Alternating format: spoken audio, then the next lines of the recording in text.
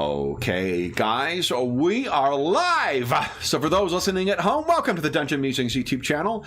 My name is Kevin Madison, and I'll be your friendly demiurge today, because today we are going to be playing the latest in our mashup charity sessions. This is going to be using as a baseline the latest version of the classic Call of Cthulhu mega adventure, Masks of Nyarlathotep? Yeah, Nyarlathotep.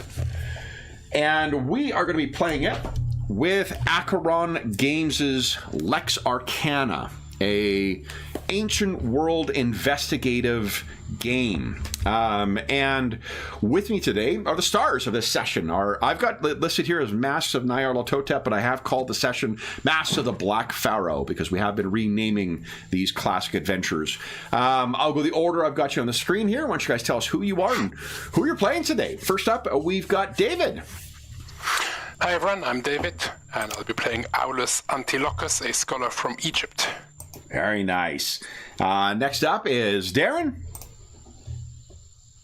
Oh, and Darren is given our first opportunity to toast Mo. Oh, yeah. So to Mo. I meant to do that. Yeah, Darren here. I'm playing Electra, who is a fighter. I'm not sure where she's from originally. Dacia, I believe. Is it Dacia? Okay. Yeah, and she's now in the Roman army. Very nice. A member of the, the Cohors Auxiliaria Arcana. Next up is Carl. Hello, I'm playing Gaius. Gaius is an explorer, and he is from Aquileia. Nice.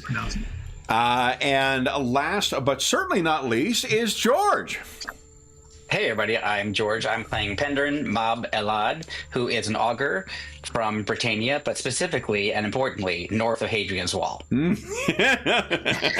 That's very close to where George will one day live, too. So, so guys, one of the things, first off, for those listening at home, a huge thank you to those who donated to the Hero Save Villages campaign and voted on today's session to make for this mashup. I really appreciate that. I also appreciate everyone voting on what context our heroes are going to be entering this, and we had a couple of options. One of the things we decided on, or what was decided on by the voters, was for this to be a long-standing thing. Our cohorts, which are our custodes, who are a member of the so the game calls the individual characters custodes. It's a quaternium, which is the name of the group of the adventuring party, and you are part of the cohorts, Cohors Auxiliaria Arcana, or the cohorts for short. You can think of your roles, for those who aren't familiar with Lex Arcana, you can think of yourself as kind of like a special executive branch answerable to the Emperor to deal with supernatural threats. Magic is a thing in this world, and the each of the different cultures kind of has its own, gods and different kind of traditions in magic. Rome's tradition is in divination and augury, and whether that led to their success and extended, reign in this world or not, the Rome of Lex Arcana has persisted past the point when the Empire fell, the Western Empire at least fell in our world. And magic and monsters and stuff like that. A really pithy way of describing this might be to say X-Files, but in the Roman Empire, which doesn't quite capture it, but it is a close enough comparator to wrap your head around what your role is. As cohorts, you are agents of the Emperor, and as such, you are above a lot of the, you have a lot more authority than what the average citizen or, legionary or whatever has. Each of you also comes from different provinces. We've talked about how Aulus is from Egypt, Egyptus, Electra is from Dacia, Gaius is from northern Italy, and Penderin is from Britannia. The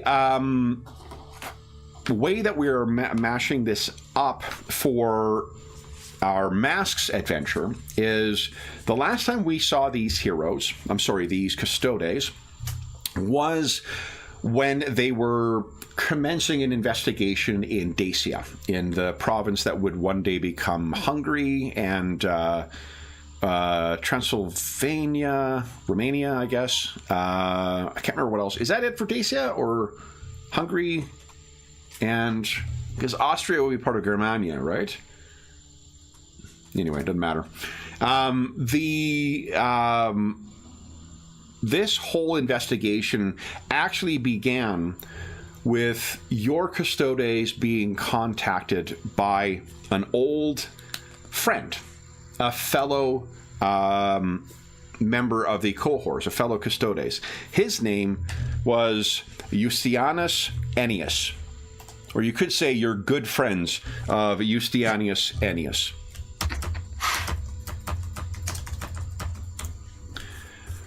Eustianus Ennius was quite cryptic in why he wished to speak to you.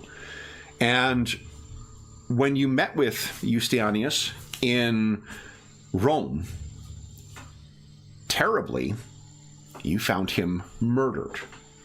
And moments before you arrived.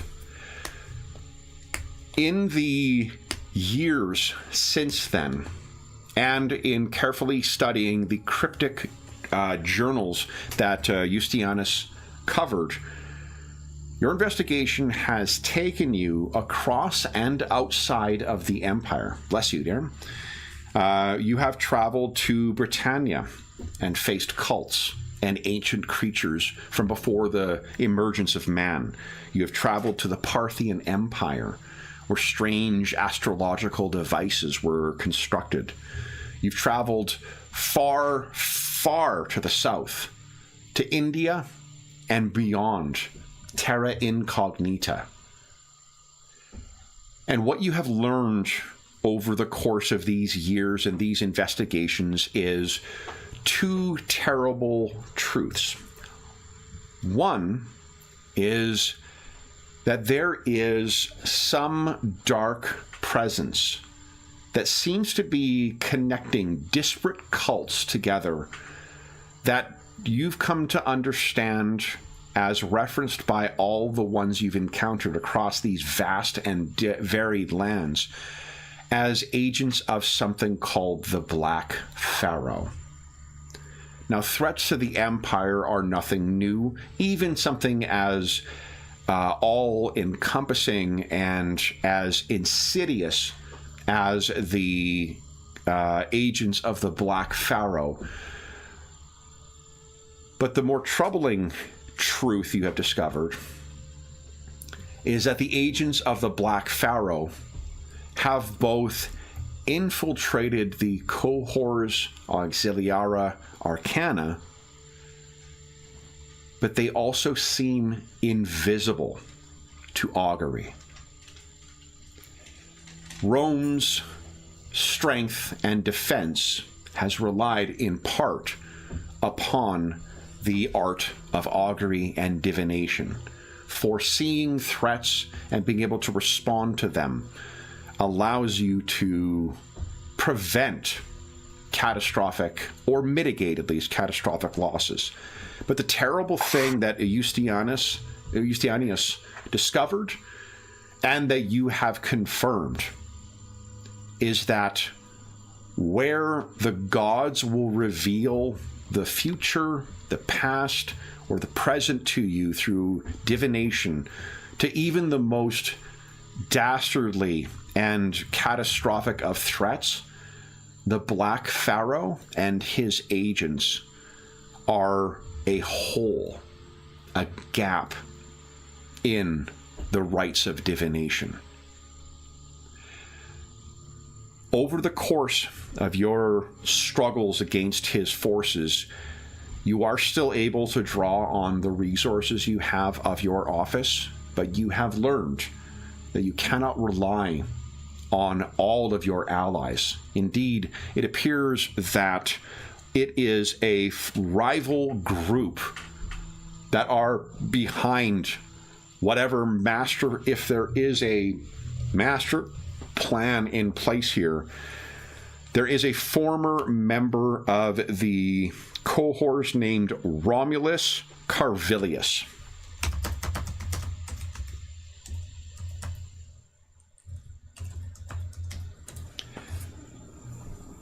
Carvilius, with a group of allies, they traveled across the globe to many of the places you went on an expedition. The Carvilius expedition, you might say. It seems Eustianus followed behind that, tracking them, trying to determine what this seemingly unseeable threat was trying to plan, and it appears it cost him his life. You have been following up on this, piecing together where the Carvilius expedition, where Eustianus Aeneas has traveled, and trying to gather the full breadth of the Black Pharaoh's plan so that you might thwart this unseen threat to the Empire. The other complicating factor is that because Rome relies so heavily and finds it so reliable to do so, to rely on divination, you have no divinatory proof. You can bring written documents and so forth, but when there is nothing to corroborate it by way of divination, when the gods are silent on this threat, why would they believe you? Why would the gods hide this from eternal Rome? So I want you to think of why you continue doing this over these years, why you continued together. It may have been duty to Rome, it may have been a connection to Eustianus, it may have just been simply to thwart the forces of darkness. Or maybe just thrill. Whatever the reason for it,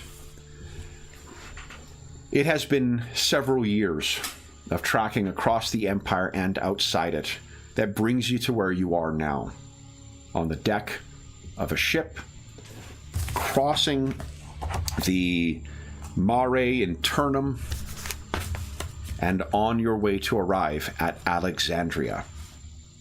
Because your most recent information that you have obtained points to there. There is where you will learn of the threat of the Black Pharaoh. I'll show you quickly. Here's a map of the Empire itself. It has been 2 weeks since you set out from eternal Rome. 2 weeks travel to reach Alexandria on the northern coast of Africa and the center of inarguably the grandest repository of information anywhere in the Roman world or outside, the Library of Alexandria, which Aulus likely knows quite well. I believe I helped build parts of it. Oh, fantastic. The information you have traveling to Egyptus and to Alexandria, there are 3 names that have come up in Eustianus's travels and his journals. One is a man named Tathor Nefru, and I'll put that in chat again. I know we all went to high school with a Tathor Nefru, but you know, There were 2 in my class. it's weird. Tathor Nefru is said to be a trader in rare goods, shall we say. The second name is not someone that Eustianus spoke to, but someone he was aware of. Someone who was part of the Carvilius expedition. His name is Varro Bassus. Tather Nefru, perhaps you are aware, is an Egyptian name. So something that predates Ptolemaic Egypt. It would not be a Greek name, a Egyptian name proper. Varobassus, however, is a Roman name. And the final one is a scholar at the Library of Alexandria, someone named Khufu Albinus, which speaks to a mixed family. Albinus is a Greek nickname. Khufu is an Egyptian name. Probably didn't need to tell you that. Khufu sounds German, Kev. So, those are the leads you have heading here, and you know, of course, unless the other cults are speaking of the Pharaoh in metaphorical terms, there is but one place where the truly ancient rulers of this world are located, and that is Egypt.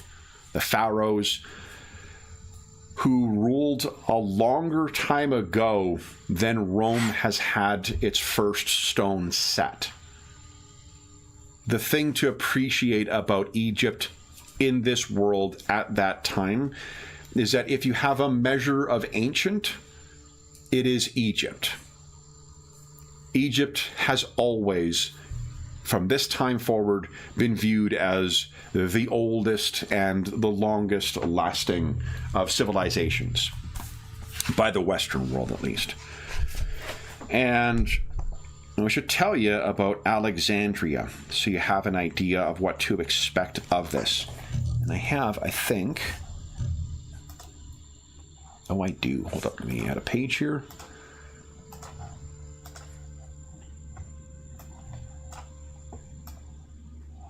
What I'll do, so I don't use up all the real estate with just per the pictures, I'll give you a map as well. There we go, guys.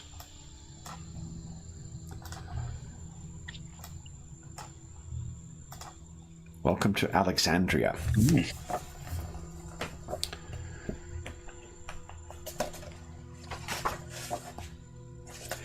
So Alexandria. Imagine all the knowledge in Egypt, the riches of its trade, all the peoples of the continent and travelers from India converge here. And here mingle with the Roman opulence, the scholars and merchants from all over the Mare Internum, and the Hellenic finery and the mysteries of both East and West. If you can imagine all this city universe at the center of the Roman Empire, the Hellenic area of influence, Africa, and the Mare Internum, then you can imagine Alexandria the Great. Alexandria rises on a wide strip of land between the Mare Internum and Lake Mareotis. At first glance, it looks like a jumble of dialects and people numbering beyond 500,000 inhabitants, mostly from Africa and Asia. Wandering its streets, one realizes the sheer number of architectural styles used in its buildings and why the city has always caused such passion in the poets who spend time here. Among its crowded arteries, accents and dialects meld into a new language hardly understood by strangers, dominated by Hellenic, but veined with Latin, Hebrew, Persian, Punic, and many others, portraying perfectly the cosmopolitan nature of the place. Alexandria is a city divided between great riches and devouring poverty, to which thousands of merchants flow every year, dealing in any kind of wares, both legal and not, ensuring a great influx of coin into the Roman treasuries. People talk about the glory of Rome, and there is no doubt a great deal of truth to that. But if you wish to focus on one place that is truly in this empire, a singular location of art, science, knowledge, culture, and cosmopolitanism, it is Alexandria. and that is where you are headed. No doubt you've had an opportunity to consider how best to approach this, and no doubt to appreciate you are heading, as it were, into the belly of the beast. Tell me a little bit about how you guys have been thinking about this investigation, what you hope to do here, and how you plan to approach this. And feel free to spitball, guys. Well, seems like we have several clues to go on, but the one that makes the most sense to pursue first seems to be the library. Perhaps we can speak to this Khufu Albinus. What do you think? You know the library better than the rest of us. Aldous, do you think... actually, let's not think. Let's roll. Let's get some dice going here. So I think this is likely a... Let me see here. Is it de magia? Or, let's see here, hold on. No, de ciencia. Or de ciencia.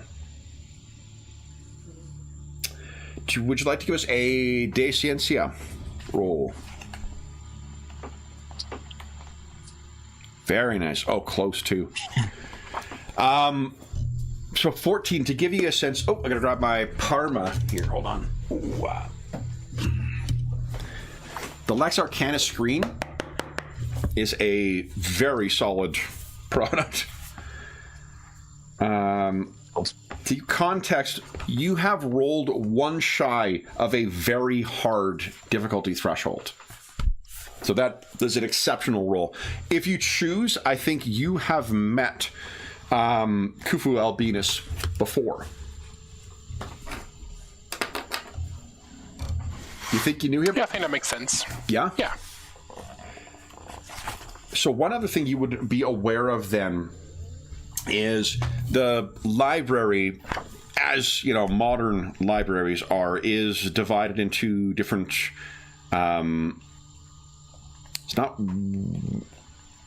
It's not wings. It is called different repositoriums. So, for instance, there.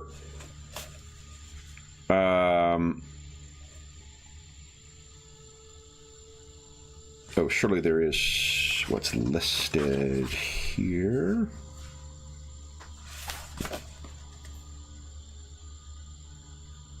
Oh, I need to... I don't know where the repositorium is listed.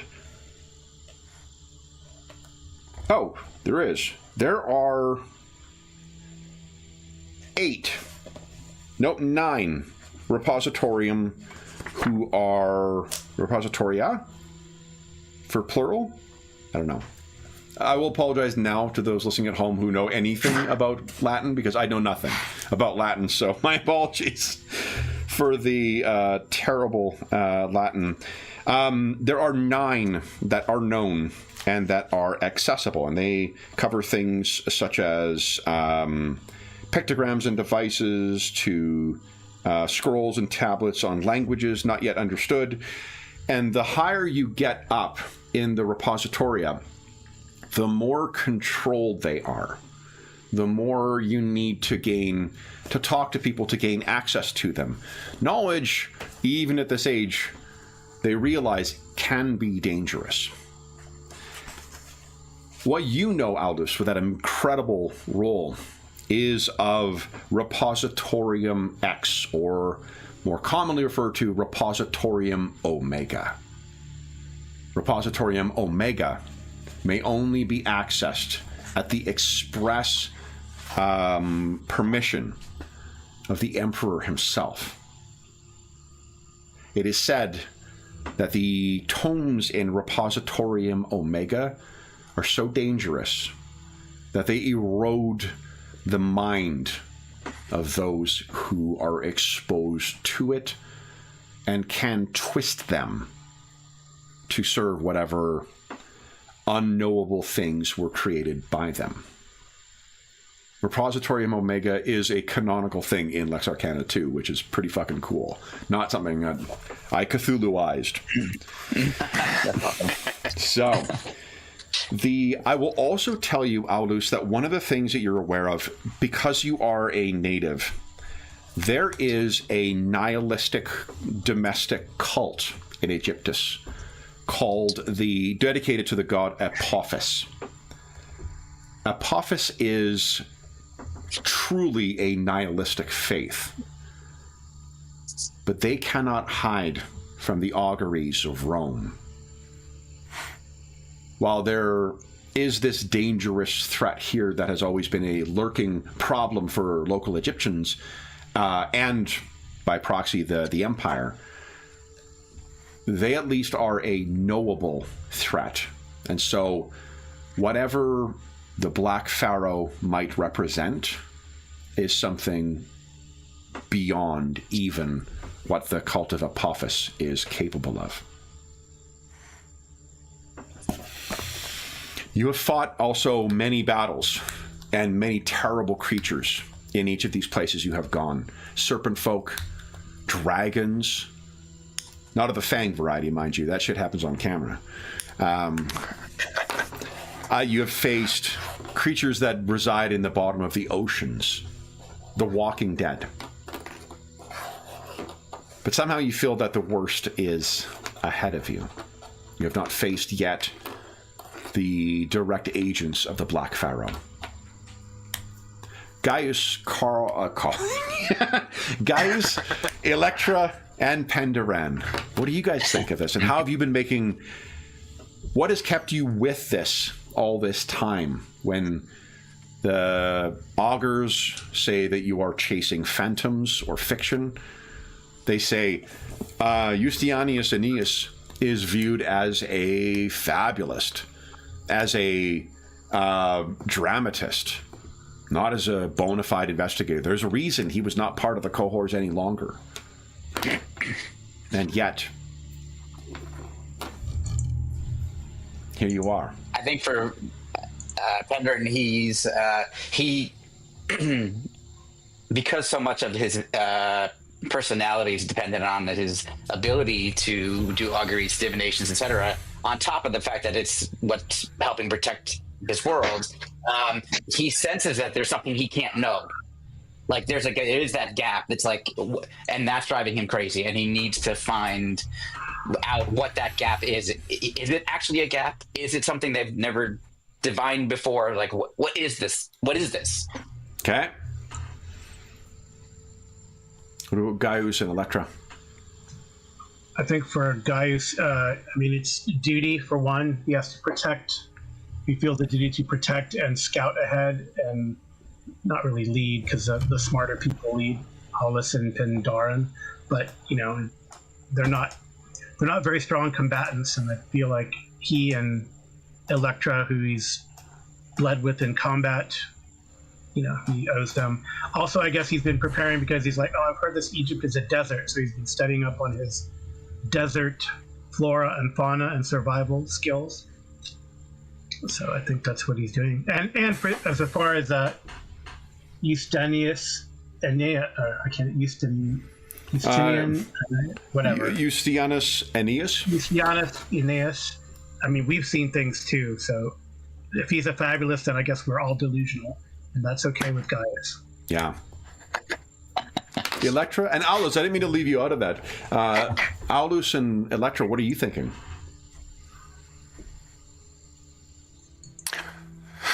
I think for Aulus, it's he doesn't want to, because as a scholar, he has a very firm belief in science and progress, and so bringing the light of Rome to make the world a sort of better, more rational place in the midst of all of this chaos. So I think for him, it's sort of almost like a puzzle. He cannot let go that there's something so unknowable when all of he does is knowledge and understanding things. So for him, it's sort of driven by that personal desire to solve this, whether it's solvable or not. But that's where he's at. Is he wants to figure out how is this happening? Why is this happening? And can it be understood? Aldous has, I think, a uniquely interesting perspective on this as well, because he is Egyptian, and Egypt at present, there is that ancient old presence of Egypt, things older than anything else in Europe that remains standing, at least, notwithstanding, I guess, like Stonehenge and whatnot. But the other thing is that present day Egypt is Ptolemaic Egypt. It is a legacy of the Greek, or Hellenic at least, influence on it. So Aldous' culture is a melding of those two things that he grew up in all likelihood, especially if you're from Alexandria. So this is almost like a older and forgotten part of your culture, maybe where this all connects back to.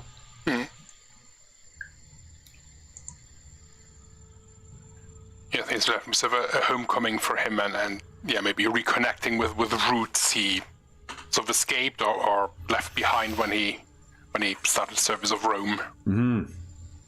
Has he been back to Alexandria in all that time, or is this his first time that it happened to bring him back? I think it'll be the first time back. He'll always have had in between sort of missions, next time for sure I'll go, and then something else in some forgotten corner of the Empire crops up, and he's called off to duty again. So this will probably be the first time back. Okay. And Electra, what are you thinking? I think at first probably was skeptical, but as she's got used to the group, and obviously these men are much more intelligent than her, she's become trustworthy of them, so she believes that there is this thing, and she now feels like she don't want to have wasted all this time she's invested in it, so she's going to see it through. And she also wants to show all these high-ranking people in Rome, that they're wrong. And this little girl, or was a little girl or young lady, has been involved in solving this mystery and, a massive threat to the Roman Empire. So she wants to be involved in that now. And so much time's been invested, it's got to be done. Okay. So one thing that is interesting about the game, too, they're not going to be of use, so you would have all learned that they were not of use, but every office learns basic divinatory rites. Some of you are better at them than others, but everybody can make use of those divinatory rituals. So it's interesting in the sense that you always have access to that, and like your characters relied in some ways on that understanding of how to predict and how to understand, or at least be directed by augury, by dreams, by rituals, and it's failed for years now in respect to this. It still works in respect to things that are not connected to the Black Pharaoh, but this is a way. So however much your characters may, it's not necessarily like other games where they're the spellcaster, so I'm going to do that. You guys all can make use of these things, and likely in the course of your previous investigations and tasks you have. But here, with this one thing, when you pray to the gods, when you pray to the fortunes, or whoever you deem those, they are silent, and in this world they reply. It is not a matter of that the gods they are incomprehensible sometimes, and they are frustratingly cryptic. It is a GM's gift, truly, to make use of the augury rituals in a regular game of this. But they are definitely there, and they listen, and they offer different types of invocations. The gods of Rome are different from the native gods of Italy, are different from the native Zalmoxis and other gods in Dacia, from the gods of Egypt. But they're silent. And if you have spoken to others, other gods are silent on the Black Pharaoh. So, as you guys are making your way in and you gain first viewing of the lighthouse, the lighthouse, one of the most impressive man-made objects in the Empire, most certainly, perhaps almost anywhere. And you approach the bustling port of Alexandria. Your demiurge is going to find I have some random events / encounters, guys, I thought would be fun to play. Yeah. So, as you are coming up to the dock, now where you would stay, you likely, you guys could tell us how you want to approach this. Let me tell you a little bit about the neighborhoods here so you can make some determinations. I'm just going to give very broad kind of things. So the Basileia is the Hellenic heart of the metropolis. So it is the most influenced by the Ptolemaic dynasty and by the generals, the legacy of the generals of Alexander. The Hebrew district is a small group of buildings where the Jews live, the locals. They have been kept in high esteem since the time of the Ptolemaic rule.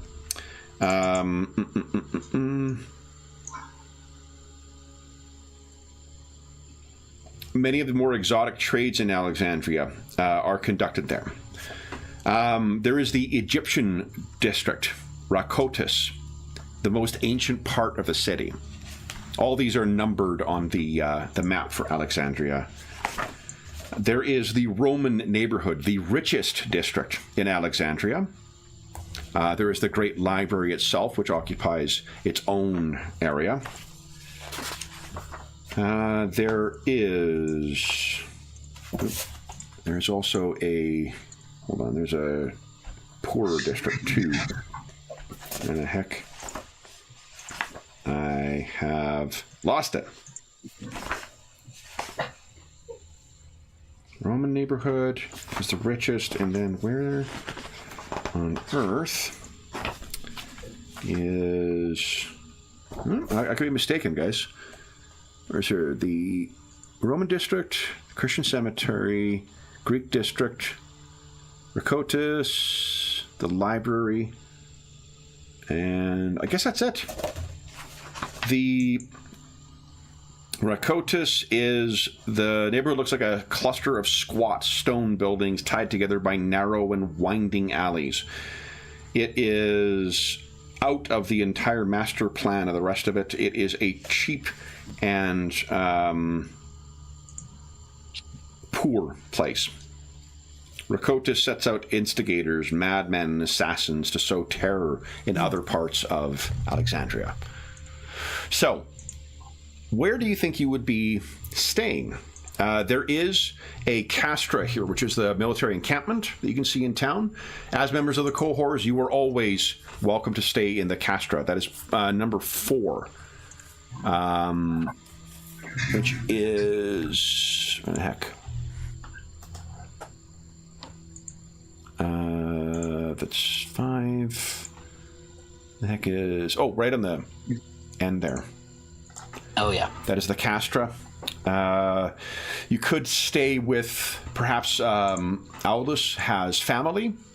You could have friends, or if you want to be low-key, there is, like, kind of public housing type stuff that you could stay in.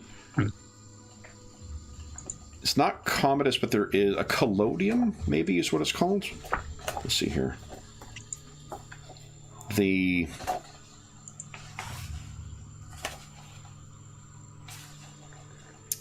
Let's see here. It is in the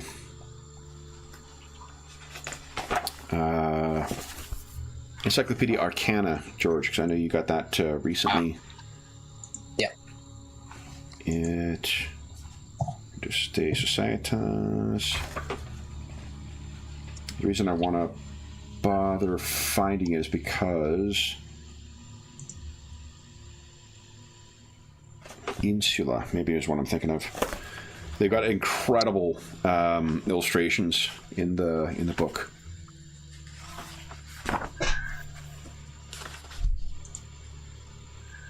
Yeah, here we go, guys. The Insula. Oh, nice. Roman apartments. So, if you are staying with a family member, that is likely in a domus, which is a metropolitan center. Where would you want to stay? Where do you think you would stay? While Aulus probably has family or at least friends in Alexandria, he doesn't want to put them in danger. Seeing what we're up against, he would prefer staying in an insula or at a push to Castra, but seeing as we can't necessarily trust or are taken serious by our what should be allies, it might be better being a little bit incognito. Yeah. Agreed. I vote for the Insula, yeah. Let's stay low-key. Okay. Also, from those who might be watching Castra. Yeah, exactly. Okay. So, let's... I'll start... I'll go left to right as we get these rolled. David, would you kind of give us a D20 roll?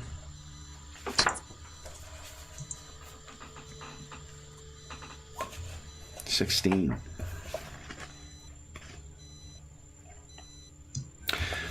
So as your vessel pulls up to the bustling docks of Alexandria, which are right there, guys. I have a handout. I have two handouts I'm going to give you here to give you a sense of the streets of Alexandria. Here we go. Here's one.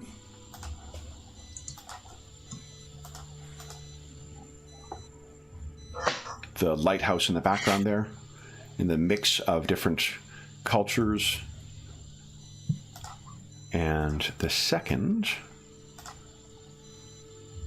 is a reminder of the ancient lineage here.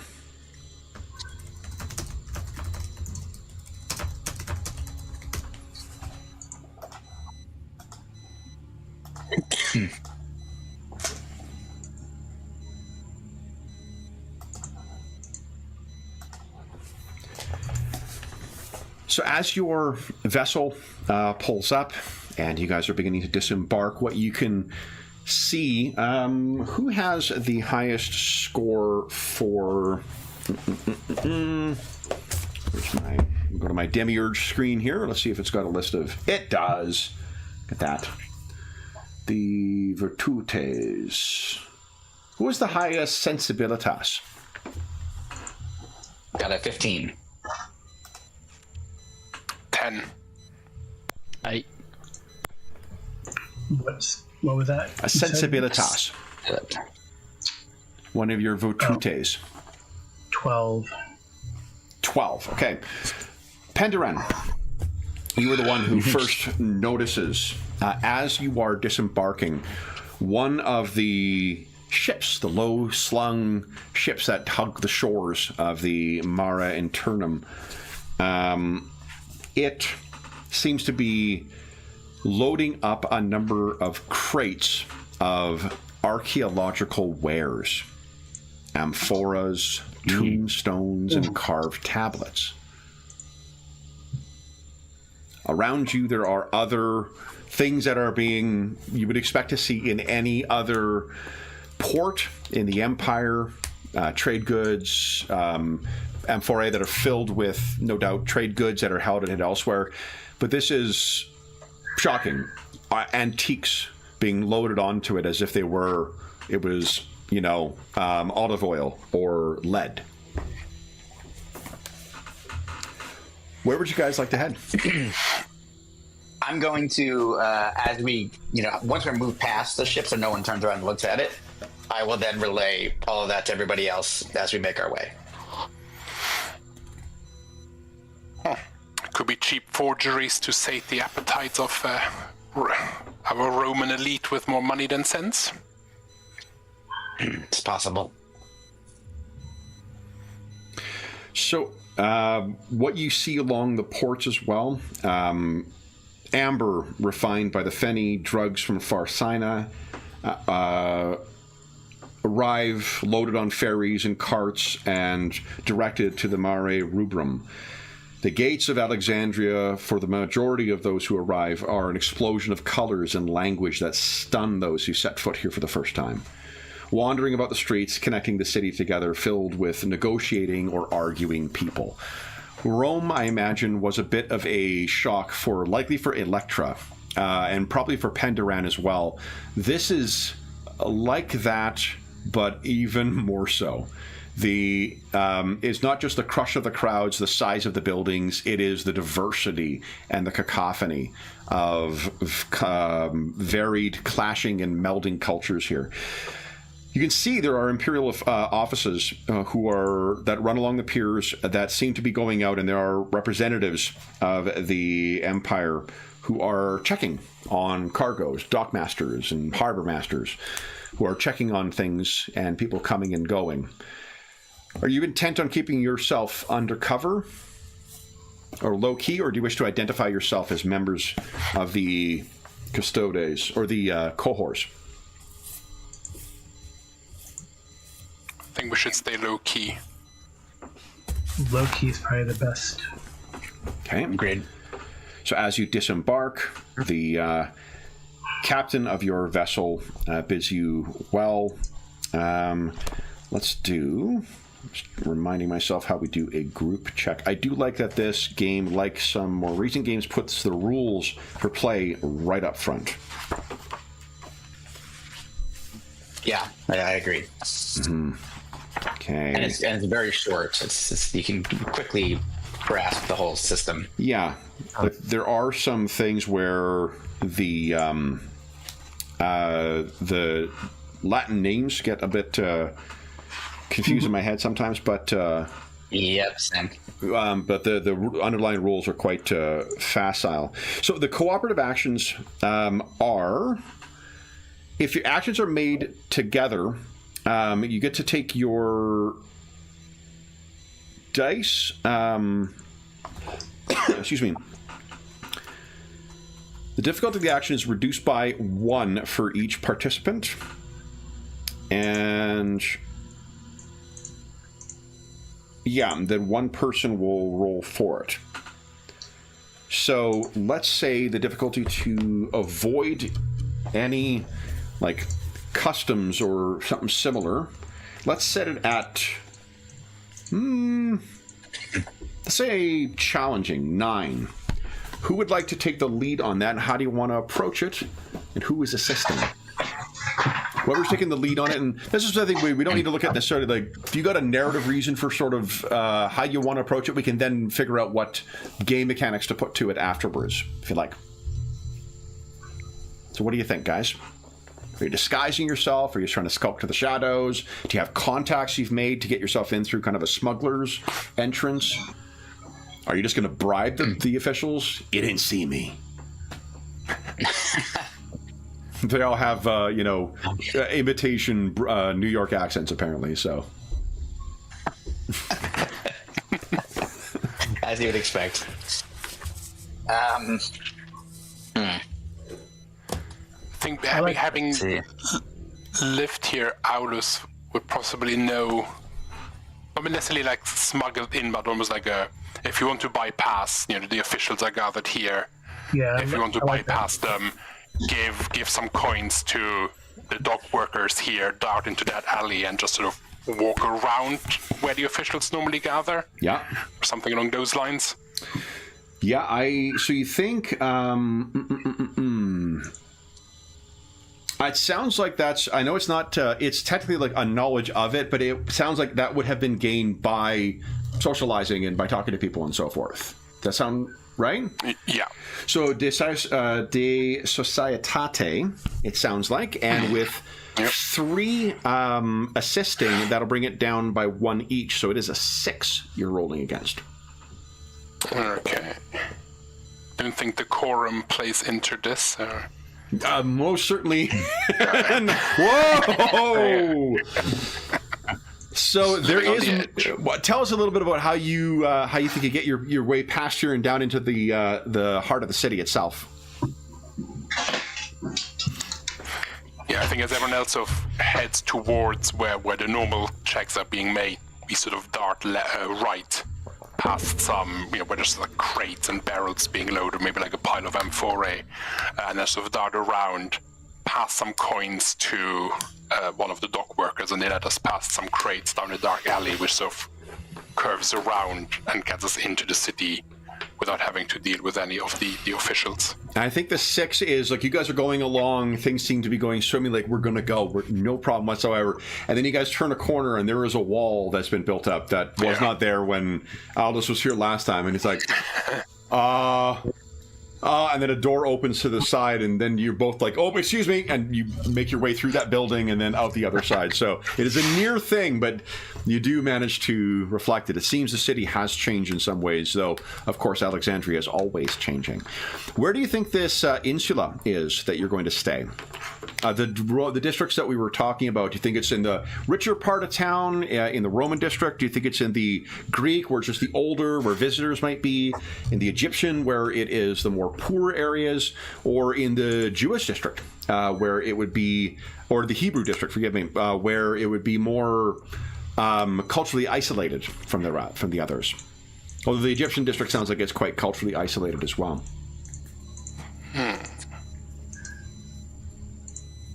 Seems like we should just be visitors. I think we'd blend in stand easier, out, wouldn't right? we? Yeah. Yeah. We're all because we're from different places. different places. You guys have picked up one of the papyri, and you've got it open, and make sure you're looking up a lot, and you'll look exactly like tourists. So I'm going to hold an umbrella as we're walking down the road. all right, so you begin making your way through Aldous. While there was a little bit of uncertainty in that first little bit, you're quickly able to navigate the city. And how does it feel to be home once again? I think he's mostly in dose of an excitement. He's mostly enjoying it. So he's probably looking forward to savoring some of his favorite street food and things like that. With that underlying, if this is the belly of the beast, then obviously not just in an abstract sense, but his city might be in danger. So anyway, so that. But currently overwhelmed by it's good to be home, the familiar sounds, the smells, looking forward to the taste. So bit of a spring in his step. What about Electra, Gaius, and Penderan? None of you are from particularly large communities originally. How are you finding being in such a teeming? And this place is worth noting too. You have been to the Parthian Empire. You have been to Londinium. You have been to places where you do not know the name of the peoples who inhabit those lands, where the stars are strange.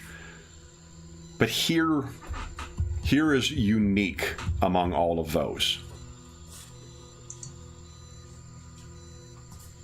I think Electra would be a bit overwhelmed by just the sheer number of people that are walking up and down the streets. The lighthouse as they came into the docks, how did they build that thing? And just a bit overwhelmed, a bit sort of star-studded, sort of just a bit open-mouthed, just looking around as we're walking about, really. So maybe not quite as alert as normal. Close your mouth, girl. There are flies in these streets. Yeah. I think Penderan is both amazed and annoyed. He's amazed by seeing all the symbology that's in in all of the architecture, and how ancient it is, and what secrets they might hold. And if you can just decipher the meaning of these symbols, it would tell you so much about how the universe works. And at the same time, he's annoyed because there's so many people. He's like, he keeps pushing people out of the way, trying to look at the thing, and they keep no matter what he does, it's just people coming at it each way. He's getting battered. So he's so focused, but he's this is frustrating. Yeah. One of Gaius. Gaius, he just wants to probably get out of Alexandria as quickly as possible after they find any information they might need here. because it's kind of claustrophobic, these city things. It seems as if your wolf feels the same way, because if people get too close to him, he tells them to keep their distance. Right. So you reach the apartment, and you're able to negotiate a deal to stay. Do you wish to stay in one room in like adjoining rooms, ground floor, third floor? What are you thinking?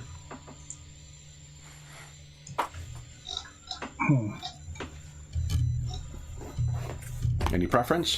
What do you all think is the most secure? No, the one that has a... Joining.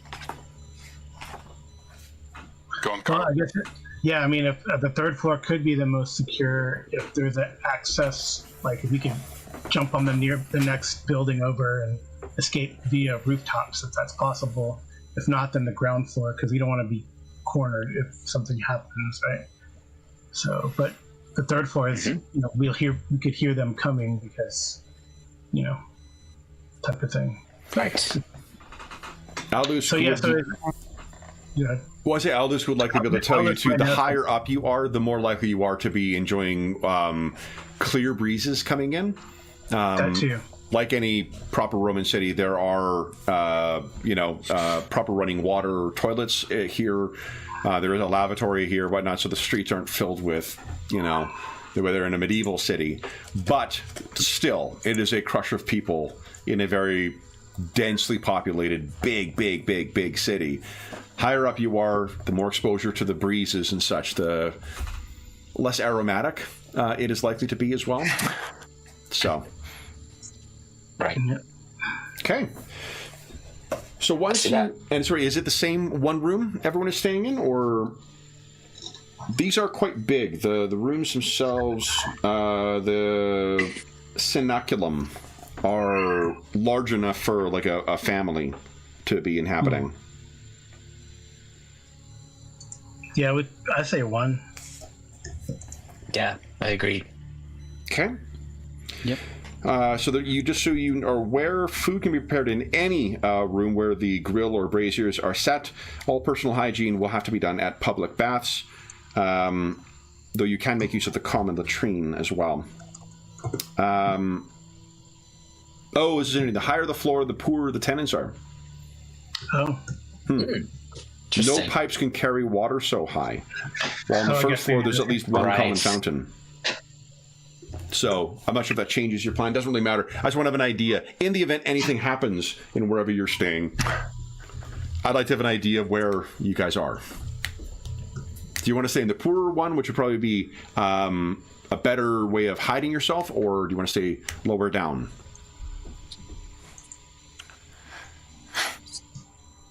Seems like higher up is a better Less option. attention, less eyes on us, maybe. Yeah. Higher up.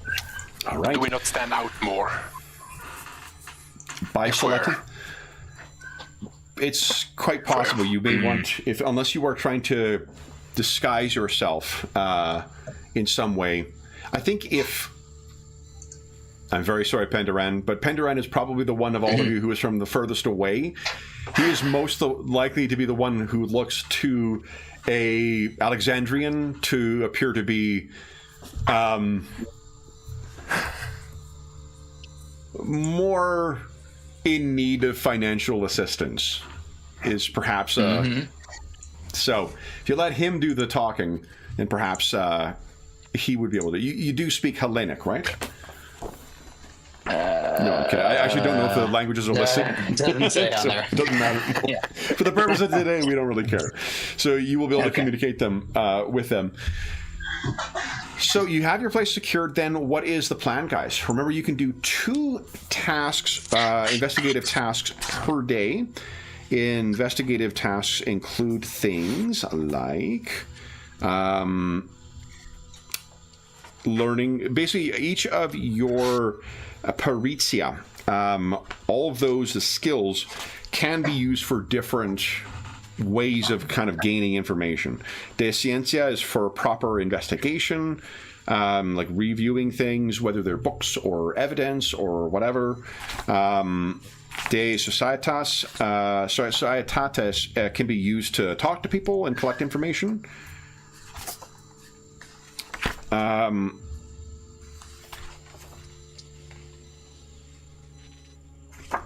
If you have specific places you wish to go, that would be one of your tasks. So what are you guys thinking for your next? I assume you will not be resting on your laurels, huh? No.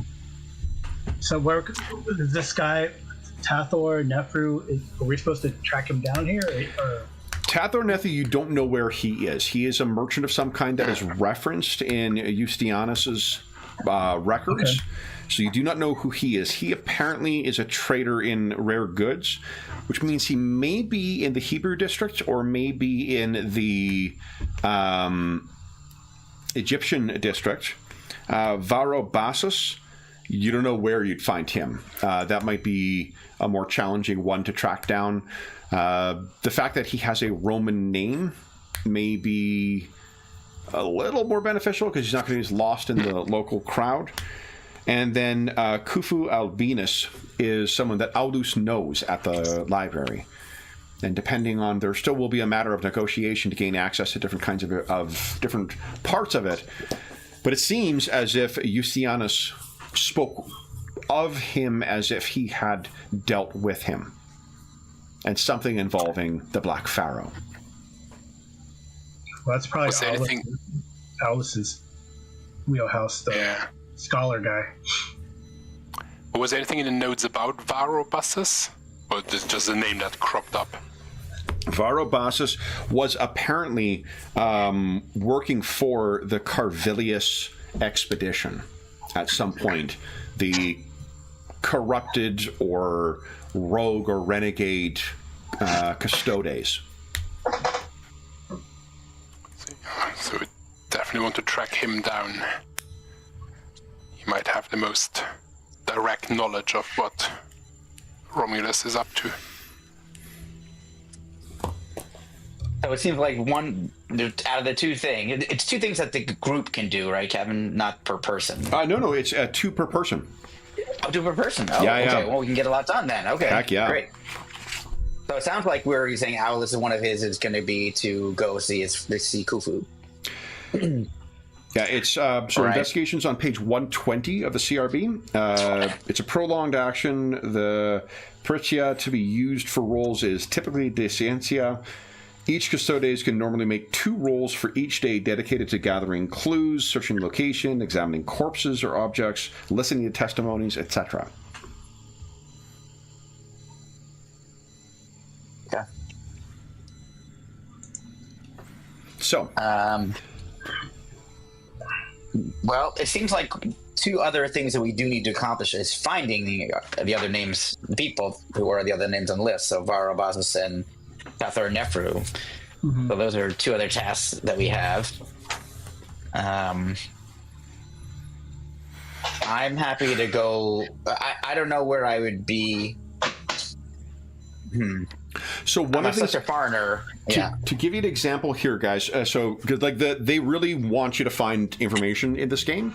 So the example they give is like wandering around near a forest halfway through the day. Cotonerbium of 4 custodes stumbles across a wooden house built near a stream. The custodes start an investigation that takes the rest of the day. Therefore, each can make, it's half day, so that's only 1 roll for that one. We set a difficulty threshold for it, and then each success you gain towards it will count towards the total number of successes that we need in order to resolve that investigation, to gather everything that you can from it. I see. So you need to, we sort of you pick some way of making a roll for it that is justified in the fiction. We roll, we see, what happened during that.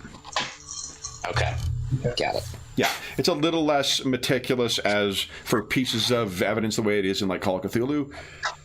Yeah. That makes sense. Okay. More, kind of more like a skill challenge. 100%. Yeah. Okay. So. Okay. What are you guys thinking? And I know what Gaius would like to So that we saw those shipments of goods that were coming off the boat, and he wants to sort of track to find out where those were going. Sure. Where they're going That's or where what they he came wants to from? Where they're going, because if that guy, maybe they're going to that guy. That's Well, if they're being loaded onto the ship, they're going to be headed elsewhere in the Empire, right? where they came from. I thought that's what you meant. Yeah. Okay. Sure. So, Gaius, that'll probably be like a De Societas thing. Okay. Let's do it this way, guys. Why don't we do like a half day? Each of you make one roll. We'll see where you are, and then we'll do another half day. So, what will be the first day? Gaius is going to track down that exporter of rare goods. Well, the rest of you guys, what are you thinking? Aulus will go and check in, or see if he can check in with Khufu. Okay. I guess I would look for Nefru, since he trades in rare goods, asking for, like saying I need some goods for are required for rituals, etc. So I need some very rare things, and I'm looking for somebody who specializes in that. So sort of going out and just trying to find other. I know everybody can cast spells, but other people who I clearly think might have an answer to that question. Yeah, and I think you're a traveler from an antique land kind of situation where you would not be the first weird magician who's showing up in Alexandria and looking for access to this. The whole exporting of rare artifacts and whatnot from Egypt did not start in our century. This is a very storied tradition of tomb robbing and whatnot. What about you, Electra? I'm going to go into the Roman district and see if I can find this Varro Bassus. If he's been on an expedition, then his name must be fairly well known, or he must be looking for more work or hire himself out or something. So just see what I can find in the Roman district. Okay. About this character. So then, I think everyone has what they're doing for their next half day. Let's make use of one more events table, because I really like these, and see if anything occurs. Guys, there's an events table for the Valley of the Kings. Oh, Nice. There's also one for the Library of Alexandria. Oh, cool.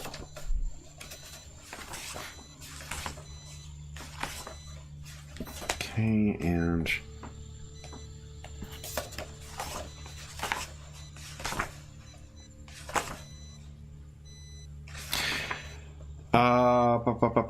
Darren, you're up. Would you give us a 1d20 roll, please? 11. Thank you.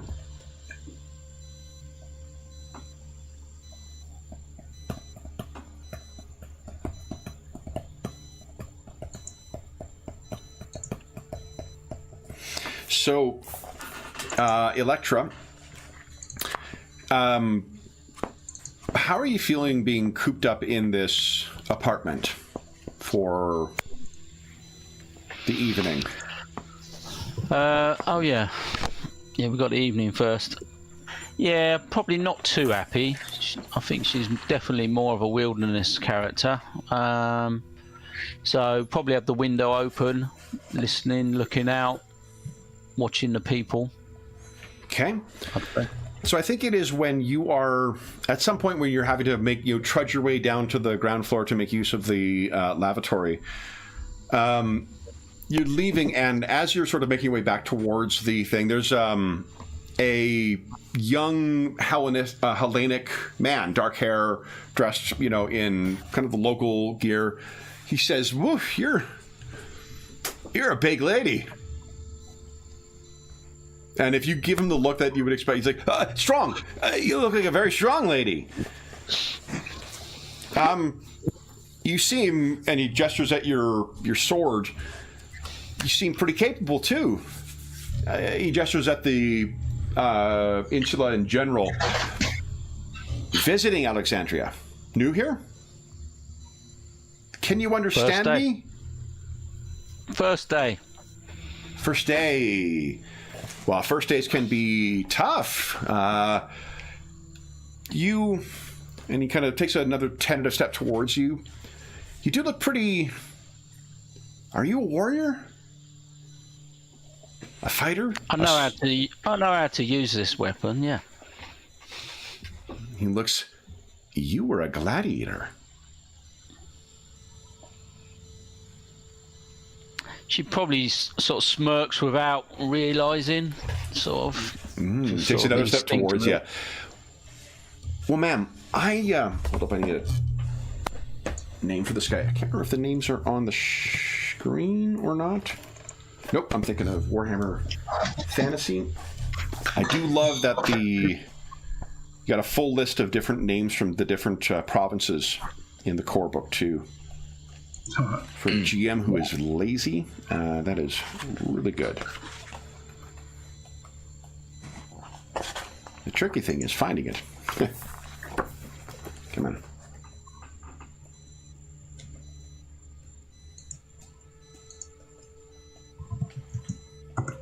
Where did the names go?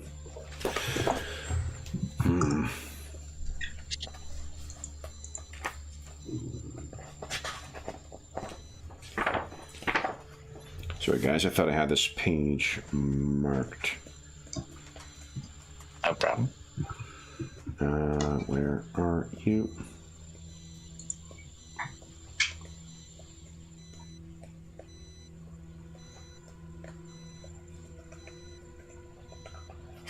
Gah. I was looking at it earlier when creating my Lex Arcana versions of the names from Masks.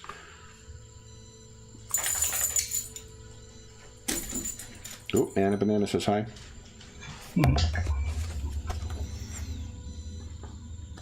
The world, here we go.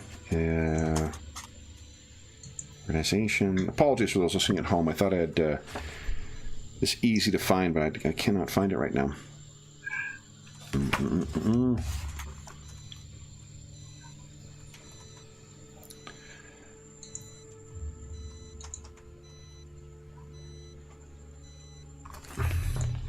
I'm just going to have to look it up in the back.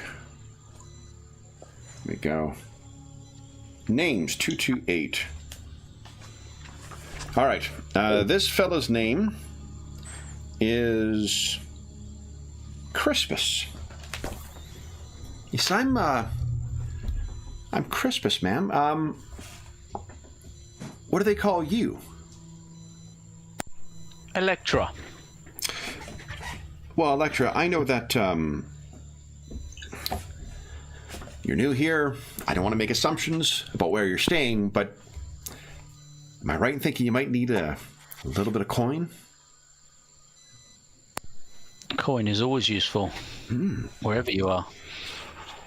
Well, then that's a good outcome, because you see, Crispus is he looks back and forth.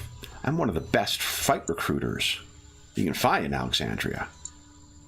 And I can get you a great deal on a fight at the Leviathan.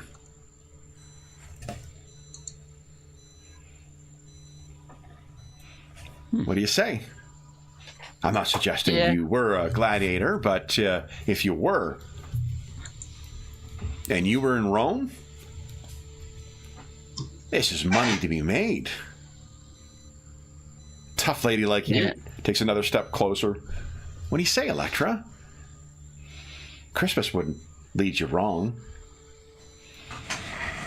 You've piqued my interest. All right. I'll take that as a good thing. So what do you say? Head down to the Leviathan. I'll get you sorted out. I'll get you a good pay, too. And I'll get you a good share of your winnings. Why not? All right. So he'll lead you off into a place. If you do follow him, are you telling your colleagues where you're heading, or are you sticking? Yeah, I think she's been with them far too long now. Okay. I think she would say. The night is young, needs some entertainment. Okay, so Aulus, Gaius, and Penderan, seems that Electra has made a friend. Okay. And she's going out. What do you say about what you're going to do, or you just say you're going out? No, I say this man's offered me money to fight in some sort of arena. Maybe there'd be some rich folk betting on it. Maybe we might find someone that we're looking for, or make some contacts, if you want to join me.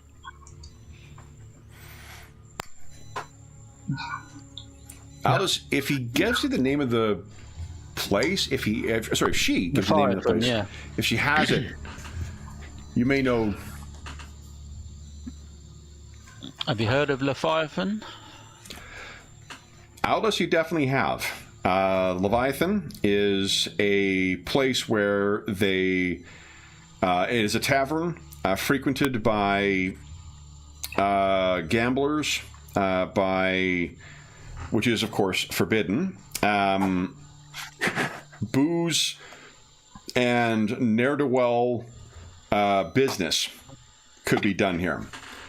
Now, it could be a place where you could meet some individuals as well. However, the fights that occur at the Leviathan are not typically the person versus person. They are most often person versus animal. It is a hive of scum and villainy. It has a bit of a reputation. We offer to fight. They normally have beasts. So, information might flow as well as coin and booze. I've done my time in the gladiator rings. It's not always people that you fight in such arenas. So, an evening at the Leviathan? Yeah. Yeah. Okay. In the long 2 weeks on the ship. So if you all head I don't down, know what I'm going to do with my wolf, though. That's is he going to stay in the apartment? someone's going to grab him. I'm sure. I don't know, but going to a place where they have beast fights is probably a bad idea. If you bring the wolf with you, I mean, Yeah. he wouldn't necessarily be thrown into the pit. And the animal companion's rules are pretty sparse on this, but it's effectively like this is one of your rewards for advancement. In the same way that Electra has that like fantastic sword, and that Penderan and Aulus have learned, or have got more advancements to their virtutes. It's not something that would get killed or replaced or whatnot. So you can safely bring the wolf along. It's an asset that you could bring. If it makes no sense for it to do to beat It it. doesn't make sense to leave him. But he's going to eat somebody. It's a wolf. Or is just howling in his apartment. Yeah. Did I mention he's a rescue wolf? Hard husky. So then, yeah, if all of you come down, I think when Crispus hears you come and he's talking to someone else, he looks over and he's like, "Yeah, Electra, you brought friends." Yeah, we're all new to town, so yeah, we thought we might be able to get a drink and relax while I go to work. He looks over you all, kind of judging, of like, looks at Aulus, like, looks at Penderan, looks at Gaius. Well, hey there, new friend. You look like you could handle yourself in a fight too. You're not a former gladiator like Electra, are you? Oh, you're muted, Carl. So, Toastamo. He looks at him and says no. Oh, just Although the way you drew Gaius, or the picture you got suggests that he was in the Legion, so there's no, oh, he could be a soldier as opposed to a it's a legionary. soldier. Yeah. I mistook you. A legionary, then. Military man. Yes. If you want to see those drinks paid for, I'm happy to try and make arrangements for a fight for you as well. You ask That's all anybody, Crispus is the best fight promoter anywhere in the Egyptian district. No, I got to make sure these folks don't get into trouble. I understand. If you decide you want to find some trouble for yourself, you let Crispus know.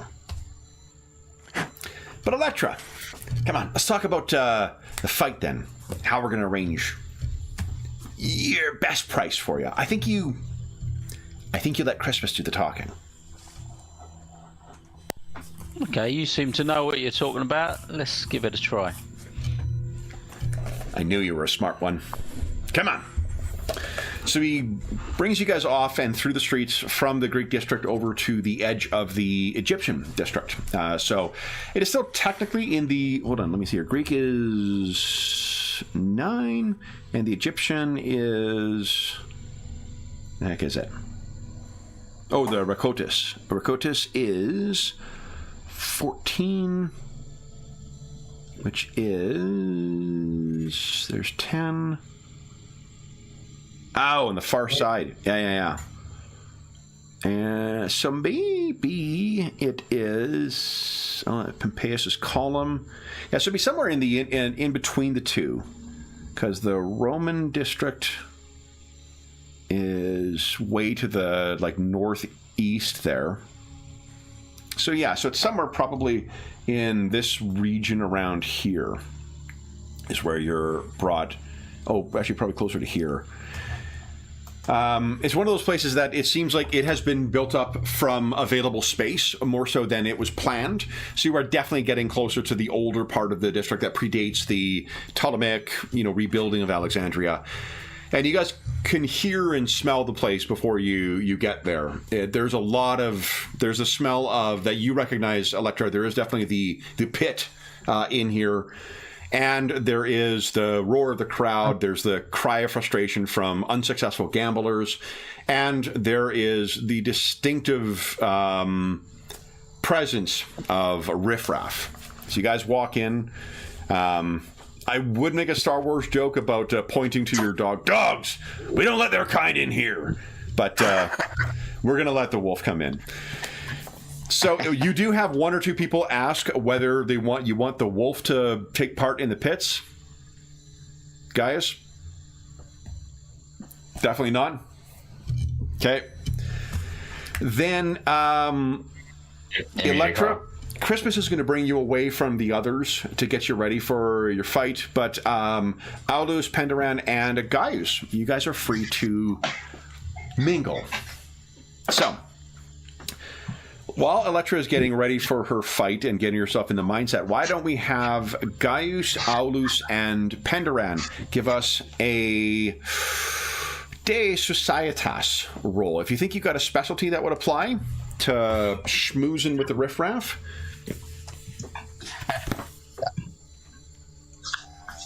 I'm happy to consider that. Yeah, I know. Okay, an 11. No. Oh, Electra, you're not riffraffing. That was your previous roll. Ignore me. So a 4, an 8 is pretty good. A 6. Your Societas is a 6? Yeah. Yeah, we're not great at this. George, I don't want to be saying that I'm you're being in fear of being stereotypical casting here, but. Your go-to of the weird old man thing really feels appropriate here. So, I think you're right. Okay, so Penderan seems to be people are keeping their distance from them. Gaius and Aulus, what are you guys thinking of? What are you talking to these people about? I'm going to ask him. I'm going to, ask him. If they know a place where you can buy, artifacts from the interior. Yeah. From down the Nile. So I think, so you're asking around a 4 is unfortunately not going to be quite good. The average difficulty is a 6, I think. No, this will be easy. This place is where you're going for it. So that'll be 1 success you get from that. Okay. What you hear is that Tathor Nefru is apparently a person you could get stuff from. But what they hear is that his place burned down recently. Oh, what a good sir? What district is that in? I don't know if we say sir. Tathor Nefru? Citizen, okay. In the Hebrew district. Oh, interesting. Oh, thank you. Aldous. Because I recommend you bid on the dation. Yeah. Aldous, how do you think what is it you're sort of looking into here? From our extensive travels and dealings with previous occults in other places that seem to be linked to the Black Pharaoh, do they sort of recruit from places like this? People maybe who just lost everything at gambling and... They can sometimes, but that's more for like cannon fodder type stuff. The low members of the cult are like that. The actual operative members are like... You have faced aristocracy. Not aristocracy, what would it be? It would be the not senatorial. What is the upper? Patricians. Patricians. Thank you. I'm like, what's the words on the tip of my fucking brain? The plebeians and the patrician. They were members of the patrician class. Where that you faced when you were in Britannia. So the riffraff could be drawn from here, but the movers and shakers, as it were, they seem to come from the places of power. In that case, I think Aulus will, assuming that Pharaoh Bassus is a proper Roman and likes his gladiatorial entertainment, this might be a place he has frequented. Okay. To get a bit of the taste of the the motherland. So Aulus will just sort of ask around if see if that name crops up, if anyone has heard of from him. So what you find, because you got 2 successes out of that, because it's easy because of the locale, plus you got 3 more than that, so 2 successes. What you find asking around this stuff is you find that the conversation sort of, first they sort of want to know why you want to know about Bassus in general. What's the answer you give for that? There's not going to prevent you from getting the information, but I think they would frame it in. I think he'll sort of say that I want to hire him for an expedition. I've had him recommended by a friend of a friend. Mentioned that he's just maybe come back from an expedition and he's good at it. So I just want to hire him essentially with a sort of nondescript expedition too. Someone kind of like, if you want, look, I'm happy to. I don't know who told you about Varro Bassus being a help for you. That might have been true 2 years ago, 3 years ago. He seemed to know folks downriver. If you want to find him now, you're gonna look for the red door on the Street of Scorpions. You'll find him there. That is in. You would be aware, Aldous. It is sort of a notorious district in the Rakatis, in the Egyptian district. It's also probably referencing one of several drug dens. Huh. Oh, well, I'll thank this person in sort of sense of, thank you for sparing me the trouble if his has been, and if you want help, saved me a lot of time and money, my friend. Thank you. Yeah, they are very grateful. They want, and if you want if you want to know someone who I'll can find him help. around. Yeah. Okay. So while all that is happening, Penduran, you're asking around. Nothing's really coming up from your efforts. Now, one thing I want to say, though, is that while the agents of the Black Pharaoh, they seem to, your rituals and your invocations, not invocations, your divinations, they haven't been helpful with direct agents of it. You have had some success with things like indirectly related to them. So Pandaren, I know like your best score is your Demacia, and that's what you use for rituals. I don't want you to feel like you can't make use of that or can't make use of those rituals for peripheral things. It's just uncovering direct, like they're still not super direct in their answers on them, but that is something you excel at. So if you wish to make use of those things, it's just that you're not going to be able to find information directly about the agents of the Black Pharaoh, the Brotherhood, some might say. Right. Okay. I think what I might do is, as I'm watching these matches take place, I'm going to note which animals win and which lose. And at the end of all the matches, I'm going to use that to, as an omen to figure out what this may mean with regard to. So here, George, let me help you with. I'm not sure if you looked over the divination rules at all, but they're actually pretty helpful. Okay, so they're actually pretty helpful for figuring out like what the actual thing you look at is. They start on page 75. Yeah. And they are things, you can use any of these rituals. The procedure will tell you what you're looking for. And then the mechanics will fill out what other things are. So there's actually like, it doesn't leave you on their own to kind of, make up stuff or whatever. You can try and like, but one thing that you saw, like the auspicium is the look of birds. Yeah. That's the one I was. Harospicina. Well, the flight of birds is something that is specifically given value or give like attributed meaning in Roman divinatory kind of things. But maybe what about the Harospicina? Interpreting the entrails. If an animal is killed, perhaps there's something portentous you could view in that. You could read an omen, maybe, but that's sort of like witnessing a supernatural manifestation. Symbolic dreams. Yeah. Wow. But yeah, so that just to help with.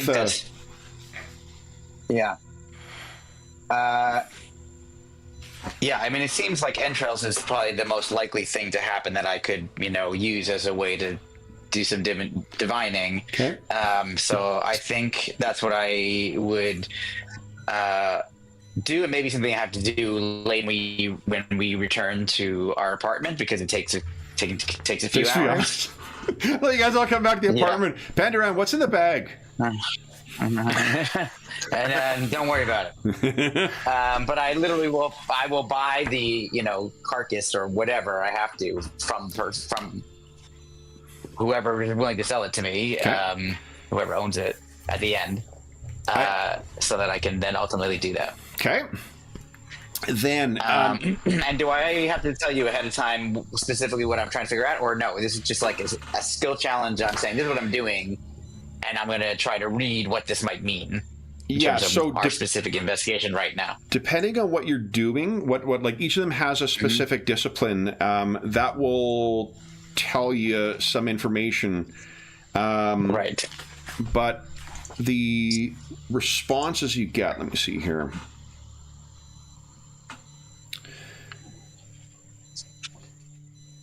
So for the Harospicina 1, depending on your degree of success, you'll see whether one or more gods are favorable or unfavorable, because this is a favor of the gods situation. The example they give us things like you realize the favor that you lack the favor of Mars, but you don't know the reason why, which might give you to go to a temple. Where is it here? So that one, the example is you had a fierce clash with brigands, during which you had the impression that they did not enjoy the fate roll. The augur, to understand the favor of the gods, decides to perform a ritual. To be honest, I think it might have been lost in translation. I don't understand that sentence. Yeah. So, I'm reading it as well. I think I'll tell you what I'm doing. The information you're going to gain from that is I will be framing it in a way of one of the gods, and then we'll talk about what that god is important to, and then you can determine it. The rituals, the way I read it, are supposed to sort of nudge you in the direction of your investigations, more so than providing you specific information. So, like, the divination helps you point you in the direction, and then it's the investigation itself that helps you uncover specifics. That's good. That's great. That's a good two halves of that equation. Yeah. So then, Electra, let's see what happens with you in your fight. Now that you're heading down into the dingy pit that stinks of blood, piss, and animals, you thinking this was a good idea, or? Well, I'm waiting to see what's on the other side of the arena or the pit. So he is encouraging you. Crispus is very certain that you're going to do fine. You're going to do fine. And then do you push him for what's about to happen? Or does he just like, well, you got everything you need? Well, yeah, I mean, what am I going to get out of this to see if this is worth doing? How much am I going to be paid, Crispus? It will depend on the outcome. Just make sure you win. Don't lose. I mean, if you lose, you won't have to. Do I see any of the previous fights before? Is there any, like, one being finished before you get there? Yeah, when you come in, you would see that there is a. There was a fight with a lion. So it seems that Aldous was not incorrect that the primary fights here are all involving beasts.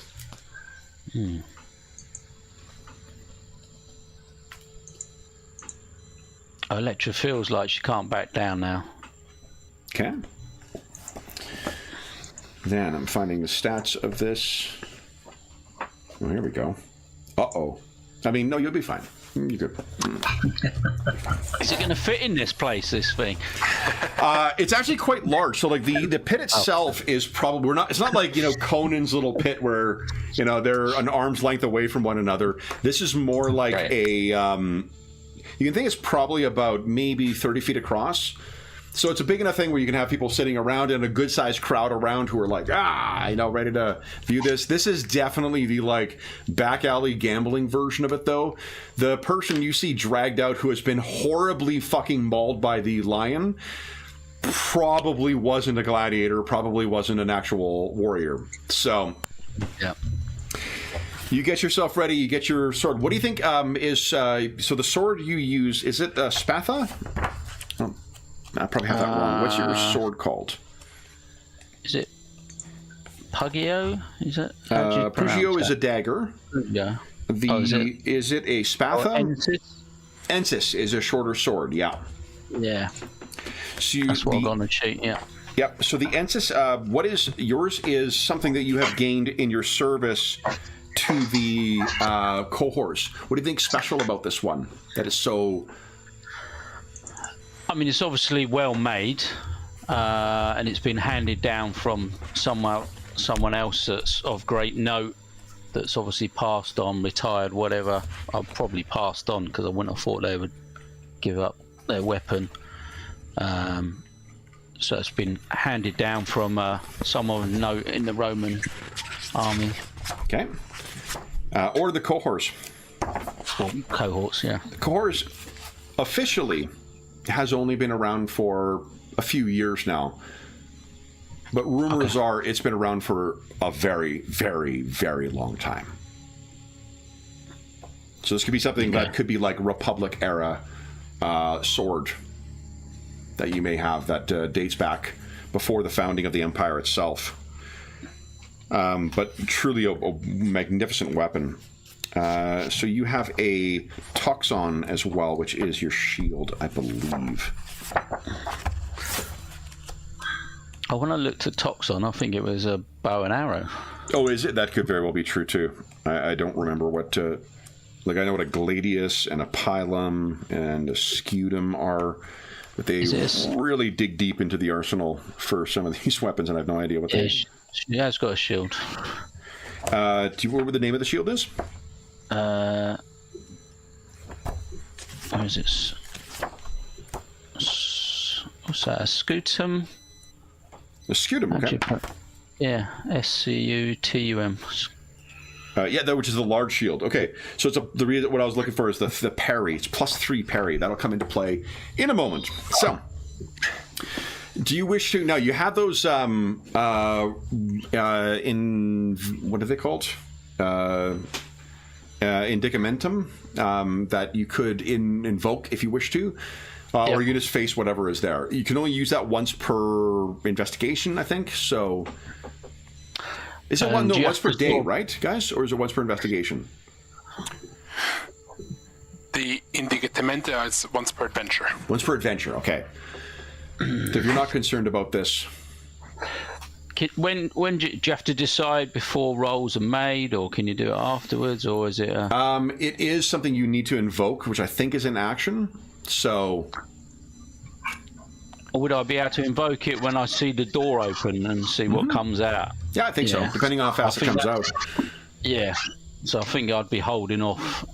Okay. Yeah, like if it's some sort of like, multi-headed serpent. Yeah. Or Hydra, or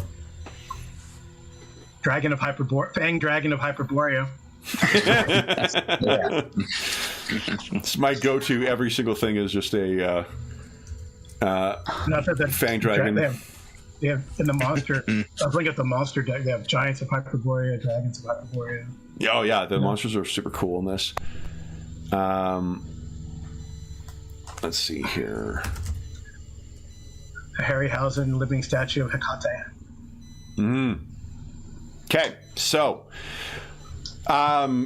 Electra. When the sort of you can hear the announcement from the patron that you'll be coming out, Electra of Dacia is announced. So guys, you guys are you can picture different parts of the bar. You hear the announcer announce your friend coming out. So you could walk to the sand and look down into the blood of the sands, or blood and sands below. Yeah, I let these guys know what I've discovered. Okay. That this guy's warehouse was burned down, but we should investigate it. Now I have a that's good. I don't want to talk to people, so it's better that I can go look at it tomorrow.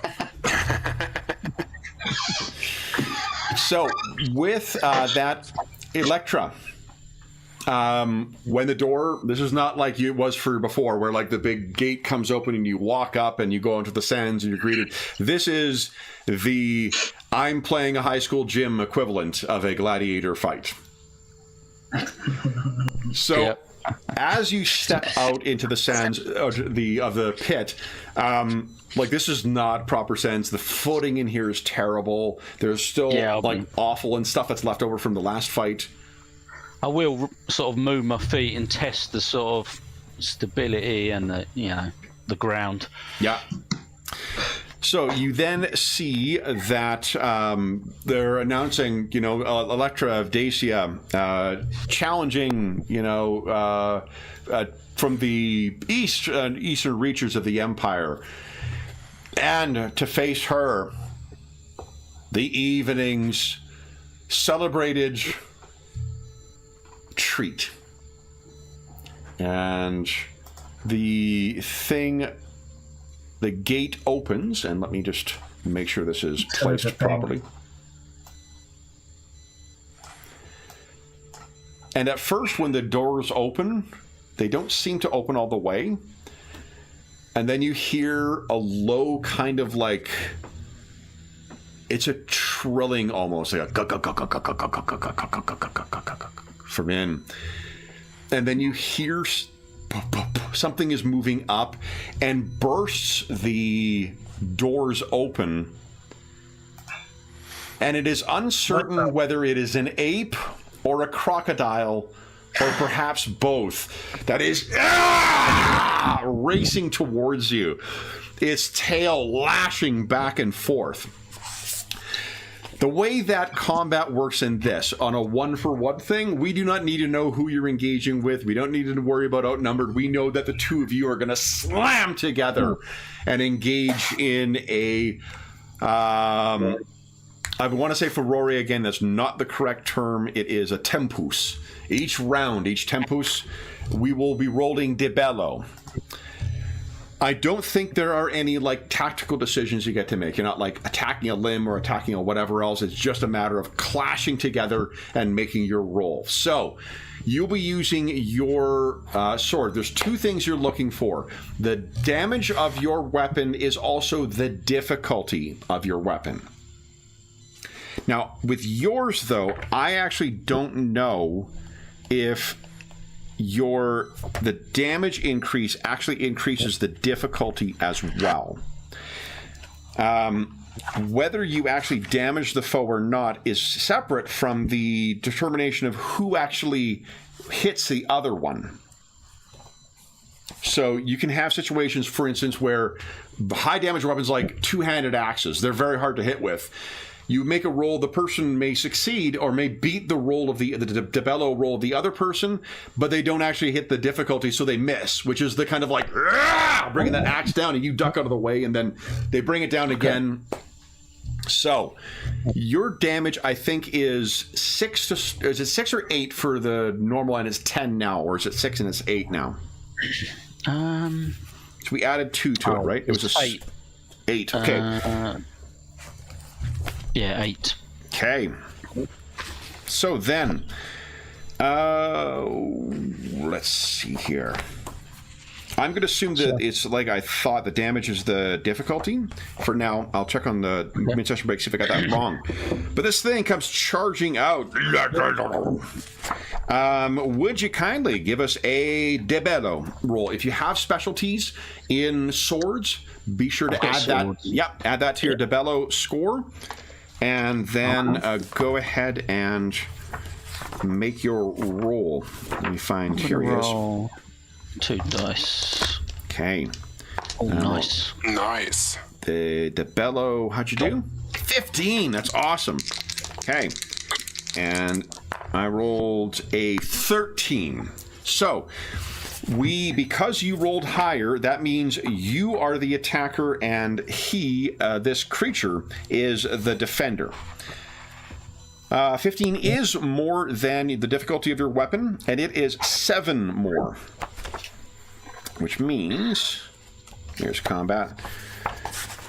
You got, let's see here, you are 7 more, 3 times damage multiplier. Let me put a health bar on this. Croc ape thing. Right. There we go. This. So, you hit this thing. That is 3 times multiplier. Your weapon has a damage of 8. 3 times 8 is 24. Your damage score is a 24. Break that down into up to 3 dice. And go ahead and roll. Oh, okay. 2d12, 1d12, and 2d6. 3d8. I think 3d8. I think I'll go for it. And I'll roll his protection, which is not great. Oh, that's good as well. Wow, 18. So here's what happens is I've rolled his protection. We apply your damage to his hit points. So tell us what it looks like as you successfully get the first hit on this thing. Yeah, I think it's just going to come lumbering out, charging out, and I'll be sort of set my position, and it'd be almost like setting a spear, but it'd be my sword, and I'll just at the last second duck out of the way, and it'll just plunge onto the sword. And yeah, gets the things. Look at that. Big first hit. Then you guys separate. Next, Furore. Next, Tempest. I don't know why I want to keep calling it Furore. Next, Tempest. So, Electra, this thing turns around again, brings that massive jaw around, That's going to try and get you. Oh. Yep. Okay. So give us a 12. Debello roll. Aha! I rolled a 14. So, okay. But then we take your 12. What is your parry score with your shield? Because you are the defender. 3. 3 plus is 15, which is more than his 14. So you do not win this Tempus, but you get your shield in the way and batter him back. There is a cry from the audience. No! Where they could have hit. Next Tempus. Electra, this thing is coming towards you, trying to barrel down. I got a 14 again. Oof, 11 plus 3, 14. Whoa. He needs to get 1 AP on it. He's down. I think the jaws went around the scutum at that point. He pulls back. He looks at you. Hold on, he's got a special ability. I'm going to see if I can use this. Let's see.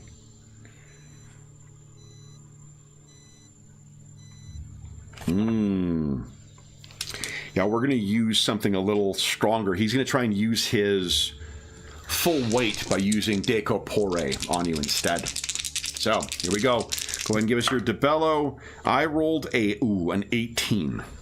Oh, I only rolled a 10 that time. Okay, so then he comes barreling forward and smashes into you. You are knocked down, and your shield is knocked from your hand. Okay. So he turns towards you, and now he's going to try and bite you once again. I only rolled a 6. Yeah, I'm going back to my D10 plus D8. Oh, that's terrible. Oh no! This thing chomps down on you, and the... Hold on. Damage from NPCs. I think it's their DV? Hold on. Non-player characters. Here we go.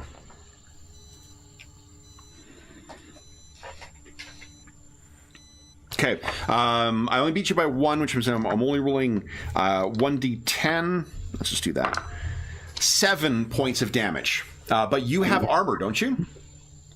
I have got... What's the total armor? protection of your armor? Oh, it's not on the sheet. Isn't it? No, it's empty on the sheet. Let's make sure you actually got armor. I might not have armor then. Uh-oh. I'm sure you'll be fine. What's a little croc ape bite, you know? That's it. I've got a shield, but I lost it. But okay. Oh, but no armor. Okay. no. Would that make it a crepe? Quite possibly. It's very tasty, and it's full of goat cheese. It's amazing. Yeah, no, you know armor. So, Electra, that means you take 7 points of damage. As this thing bites into you. Okay. But you knock it free. Electra. Now, remember, you've got that one thing, like Jupiter or something, or Mars something, where you can add your... So I can put that into action, can I? Yep. It just okay. It costs you like 6 pietas or something like that. Points. Yeah. I think at this point she'll call on that. Okay. So then I basically roll twice and add it together. Is that right? That is correct. Okay. Hercules Invictus. Oh no! Sorry, for you, that's only for vigor rolls or for decorpore rolls. So you could like try and grapple this thing with decorpore. What's your other one? On my sheet it says Dipello. So someone might have written this down wrong then. Oh, okay. I don't think I filled out any of them, so I will remain blameless for that. I know, it weren't on the PDF. It just said on the character sheet, spend 6 to roll a Dibello a second time. Okay. But it does say Mars Victor. Oh. Above. So hold on, that might actually be a. Are there? I know Hero's Duty. Oh no, that's the one we engage more enemies. No, sorry. And is that one called Hercules Invictus? No, that's a combat talent. That's a hero's duty. That's under benefits on here. I've got Divine Protection. It says Mars Victor. Yeah. So if that's And on then there, yeah, Divine you can do that. Innovations. I think, let's see. Some of these things are listed. Yes, Divine Protection. So whatever's on there is your Divine Protection. I forgot about this. It's another thing that's hidden in the fucking character creation section. Spend 6, so it's exactly as you say, Darren. Spend 6 Pietas and roll Dibello twice. For the Augur, you roll De Magia twice. For the Explorer, De Natura twice. For the Scholar, De Ciencia twice. That's in addition to the combat talent and whatever else. So yes, go ahead and call on Mars. Okay, so I roll the first time, which is 8. Okay. Don't want to roll 3d6. Can What's I that? change the dice the second time? Yeah. Yeah, I'll roll 3d6 the second time. So 19 in total. 19 versus my 6 is 13 over. 13 over is... Oh, where's combat? 13 over is times... It's on the screen. How about I just do Times that? 5 I've got on the character sheet.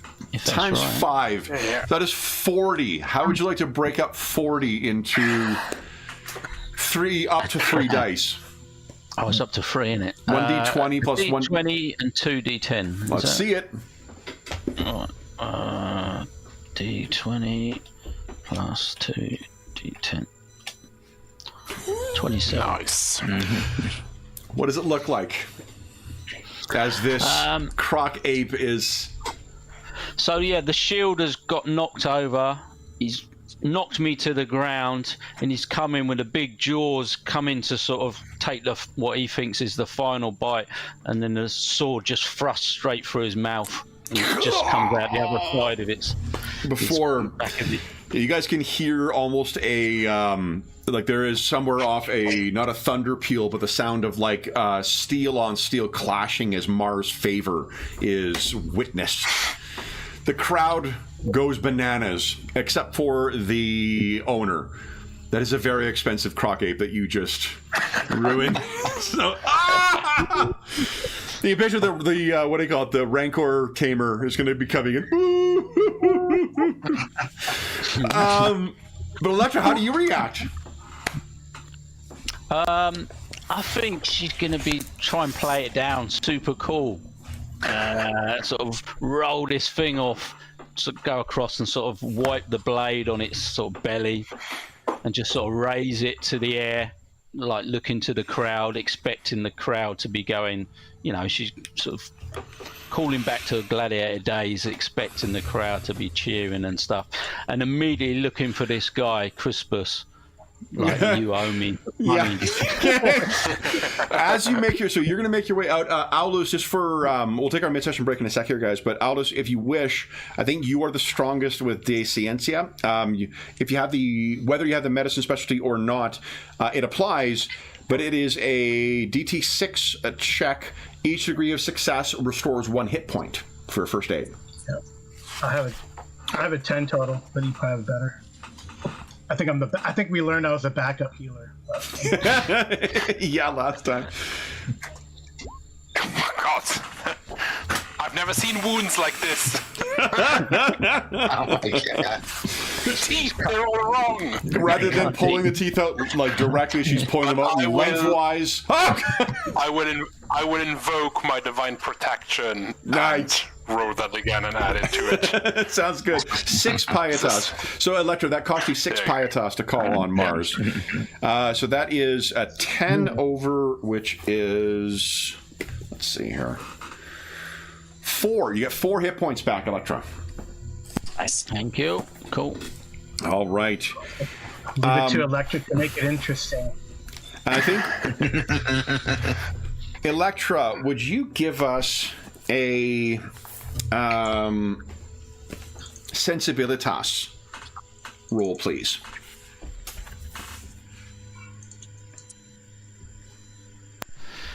Oh, that's not great. Okay.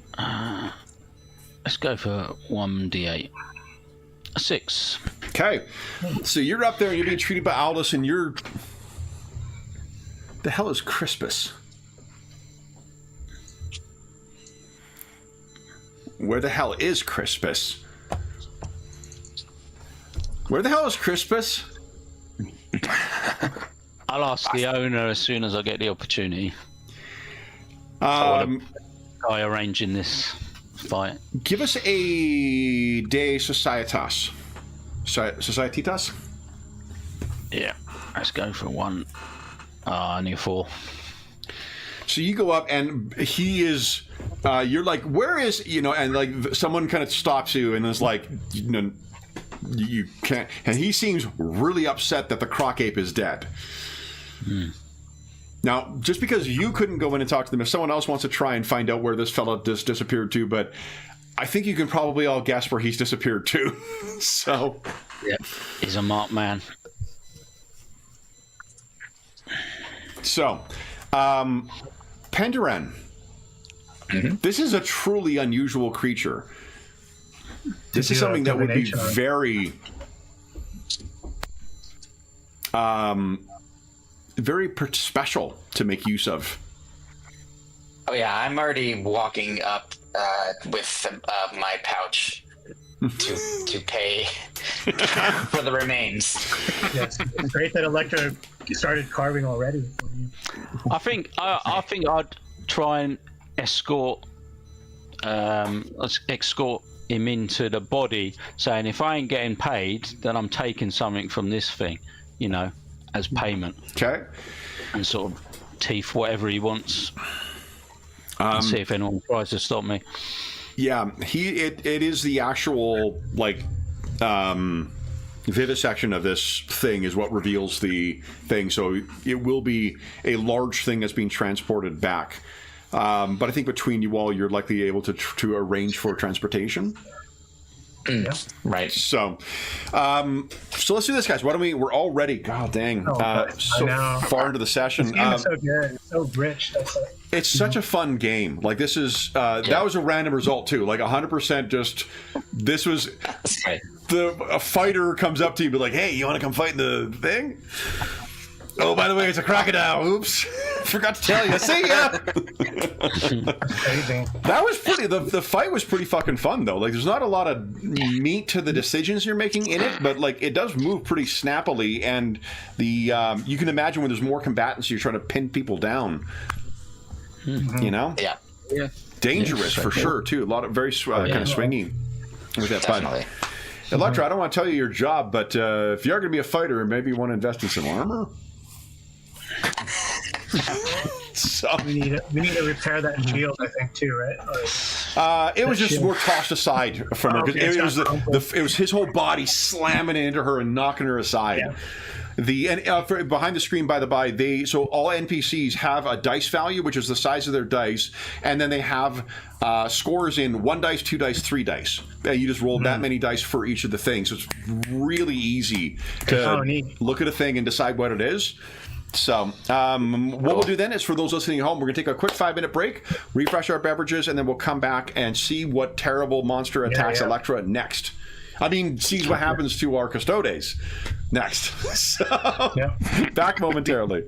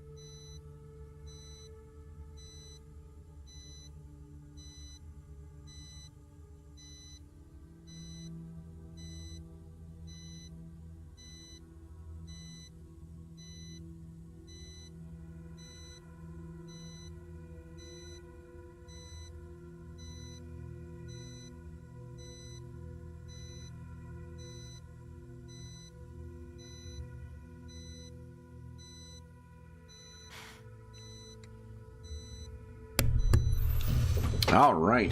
So for those listening at home who may be curious, the random tables and the maps and the illustrations we're using for this one is all from the Egyptus sourcebook for Lex Arcana. It's got some really, really cool stuff in there. So, how do you guys think you're transporting that croc ape carcass? And are you moving it back to the insula, or are you going to be using that elsewhere?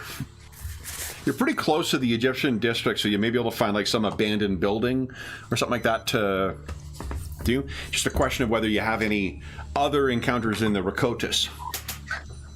Can be sketchy, especially after dark. Yeah, how long is this going to take? Because I wonder if we can investigate the burned out location of the guy's shop. It says it's a couple of hours, I think, for this. So, and okay. If it says hours plural in the how specs. Yeah, so it's a few hours. Yeah. And Aldous, you would be aware that the Rakotis, in particular, for if that's the place you're choosing to do this ritual, the locals are less than welcoming for non-Egyptians. Yeah, I suggest we find somewhere abandoned and out of sight. Agreed. Although that might be difficult seeing how big this thing is. Well, we should try to cover it up if we can, perhaps by a rug or some blanket or something. Blankets. Mm-hmm. I think whatever, cart or whatever that you've got on it, what you can be assured of is that Gaius's wolf keeps coming up and sniffing at it, like ready to... Yeah. Is it edible? It's definitely, as far as his discerning taste would be. So, why don't we do this? Is the Rakotis where you're going to go for this? Sounds like that makes most sense. Okay. Then, Carl, you're up. Would you kindly give us a D20 roll? Okay.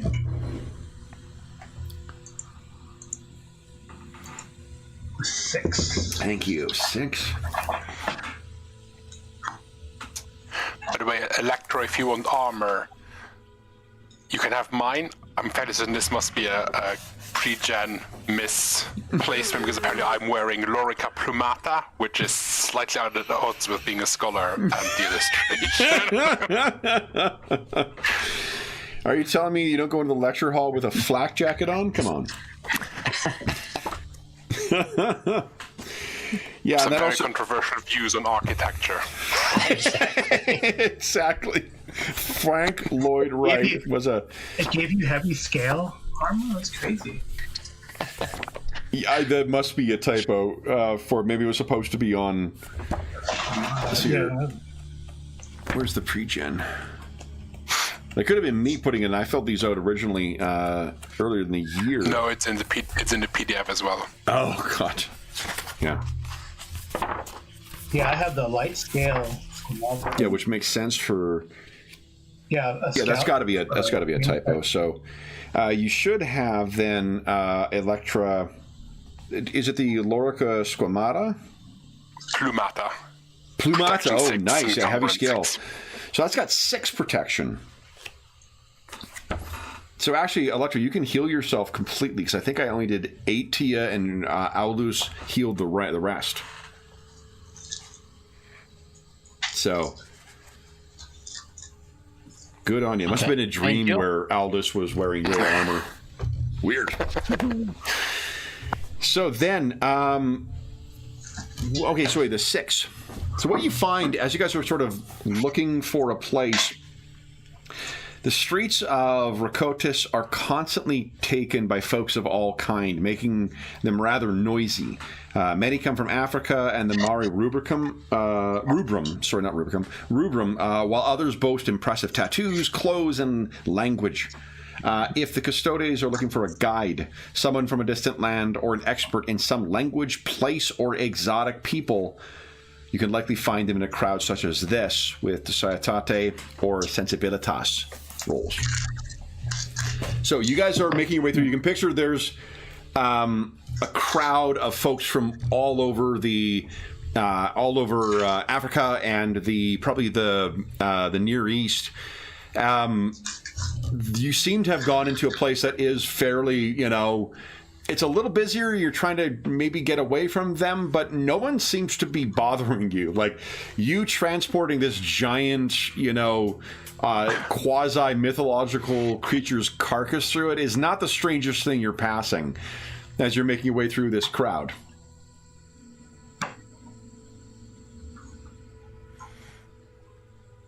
Where do you wish to find?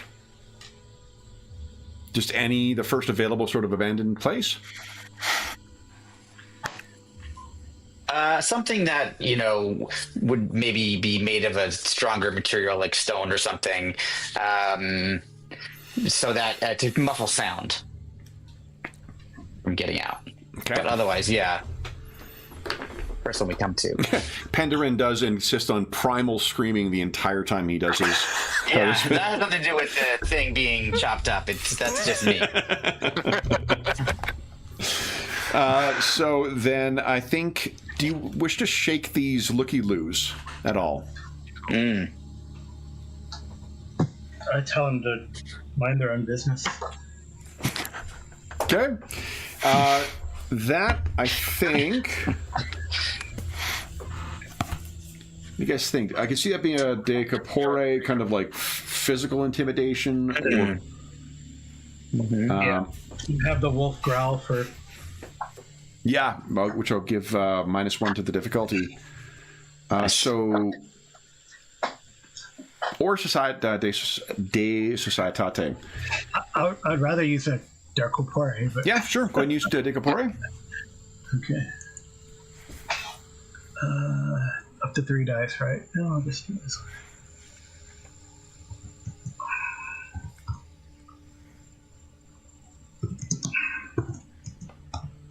Did I do this right? Oh man, I forgot the D in the 6. Hold on.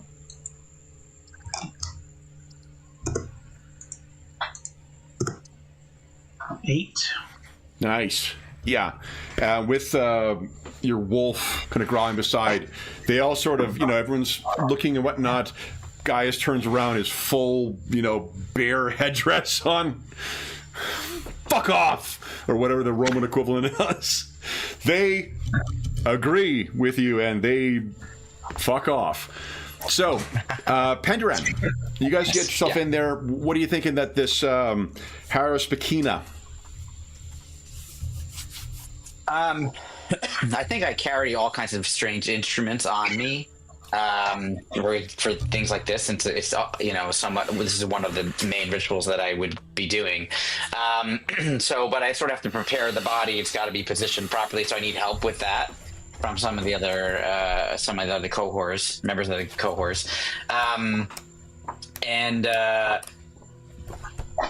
as long as I have enough room to move around it, I'm going to just lay it on a floor. It's obviously too big, too heavy to be on any kind of table or anything. So I'll work, on a knee on the floor, and I'll just start straight down the middle to start getting a look at his entrails. Okay. So I'm just reading here the the indigamenta that you have here. Mm-hmm.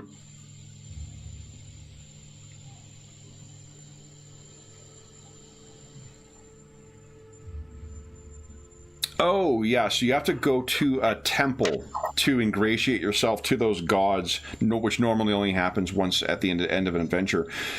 You can double for 6 pietas, you can double your demagia, or you can roll demagia twice and add them together for the total. Right. And can I decide that after I roll the first time? I think and so. then We've if been I- doing that if with I the want other to things. So add? yes, what is it you're trying to get an answer to here?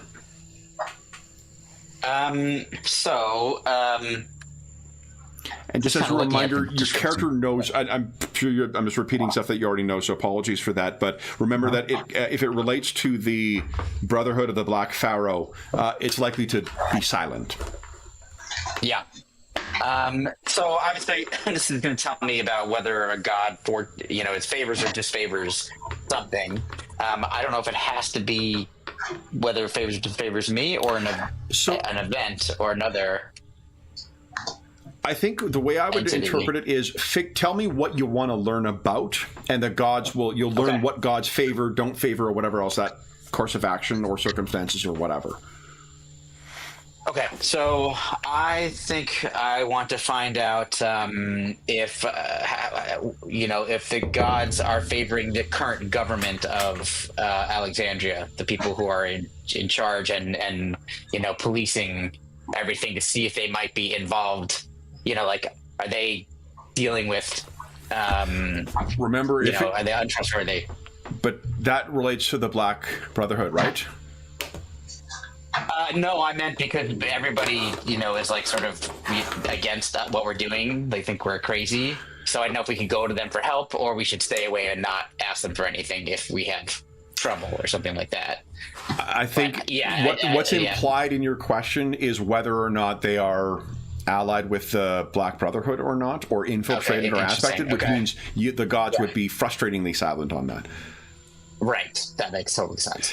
As an example of what might be is if there are people, like if you want to learn something about these folks that you're investigating, or you want to learn about like not their relationship to the Black Brotherhood, but like you just learned that this dude's place burned down, right? Yeah. I guess that would be something that he'd want to figure out, is whether that was favored or unfavored, that event of it burning down. Okay, or Like which it always has to be in the terms of whether it's favored or unfavored. no, you by leave it God. to me to interpret that. Like I'll give you the answer Oh, that okay. way. And you'll have a favor I of it. see. Really, like think of it at the meta level. I just want to know Okay. what you want to learn about, and then I can feed you an Yeah. an answer about that. I want to know why his place burned down. Okay. So then, why don't you give us your De Magia roll? And this is a favor of the gods thing. So if you have that specialty, add that to your dice total. I do, so it'll be 18 Okay. total then. So I'll do 3d6. Okay. 16. Nice roll. Nice. Now, Wow. do you wish to? This is a DT6, so you got 10, which is 3 degrees of success already. That's as high as I the. don't think I need to. Yeah, I think I'm happy with that. Okay. So, what you find from observing the entrails, let me think about this. Here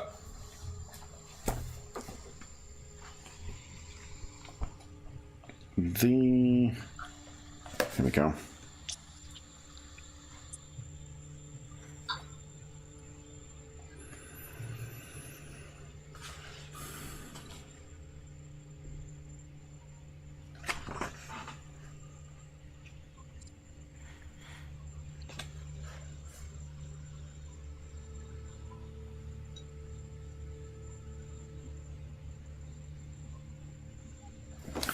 What you find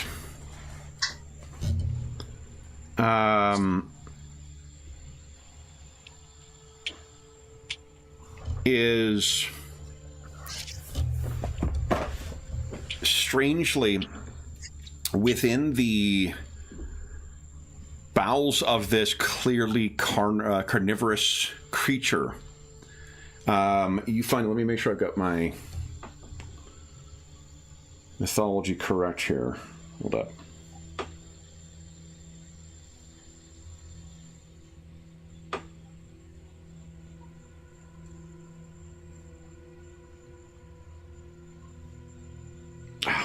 Okay.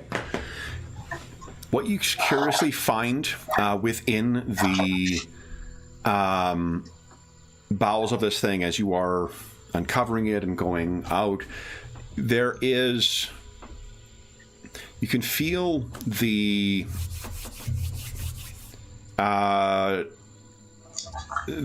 cold and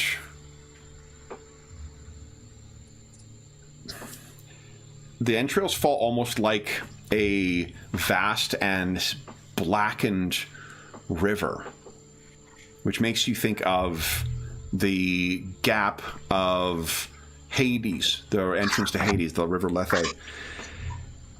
But oddly, within this, there is also a unconsumed and undigested, somewhere near the heart of this terrible thing, you find smashed but complete a pomegranate, which you would take to mean, I think the Roman name is Demeter. Yeah. The Greeks and the Hellenites who are here would refer to her as Persephone, the wife of Hades.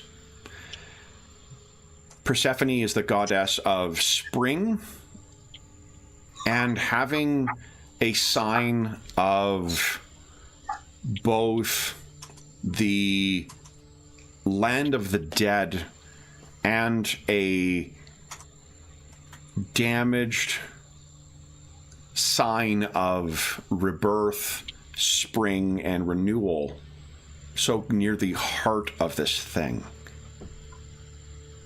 Yeah. If you look closely as well, as you're observing both the heart and the pomegranate, the skin of it, that red pulp and, the red pulpy exterior, it seems to have been... I'm not sure if Electra's blade struck this or if some broken bone or something. There are two spaced piercings, almost like a serpent's fangs, through the pomegranate into the heart.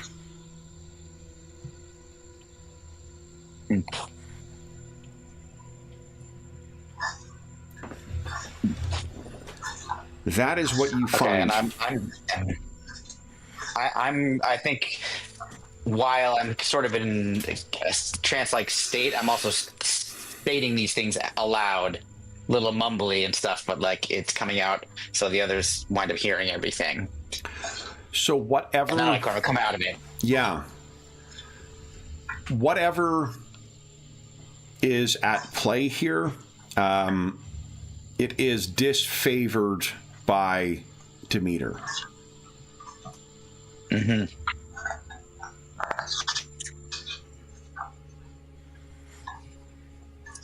Well, this does not bode well. And to be clear, by at play, I mean with respect to the shop. You're asking about the burning down of the shop. That action itself, unfavored by Demeter. Yeah. So.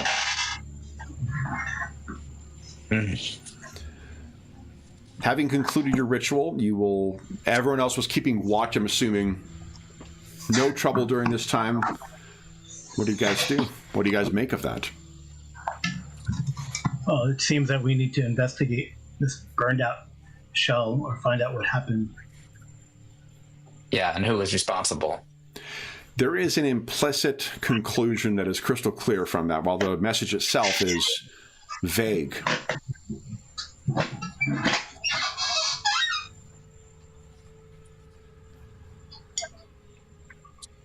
If the Brotherhood of the Black Pharaoh was responsible, what answer would you get? Nothing. So, then, and that costs. Oh, you didn't spend pietas on this. Oh, it does. It costs you 3 pietas to. I did. Yeah. Okay. So, what do you guys do next? We are in the right district for the Street of Scorpions, right? You are, and it is quite late. So maybe now, but yeah, Aulus will say that he found out a little bit about Varro Bassus. Apparently, he has fallen from his once renowned skill as a guide, as an explorer, and might be found in a local drug den, which I believe is 2 blocks over and on the left. If we want to swing by there now, I mean, I know it's late, but maybe this is the best time for. Perfect. It's a perfect time. Yes, agreed. I'm assuming everyone else is making note of why Aulus knows precisely where. Knows exactly where the drug dens are. Yes. The gambling dens. I was Why a do you wild know? student. There's a guy named Pete you want to talk to. What goes on in Alexandria? What goes on in Alexandria stays in Chris.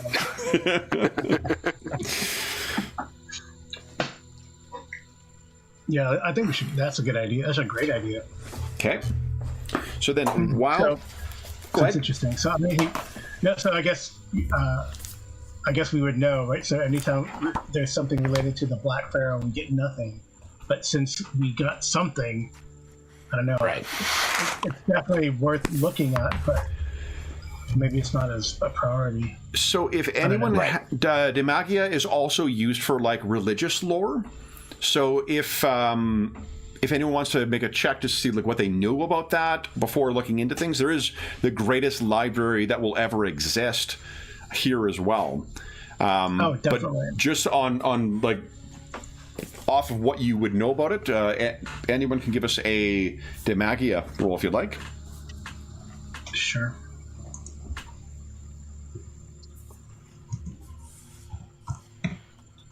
We can use weird dice, right? It doesn't have to be 2, 4, 6, 8. I think I can use, like I can use a D5.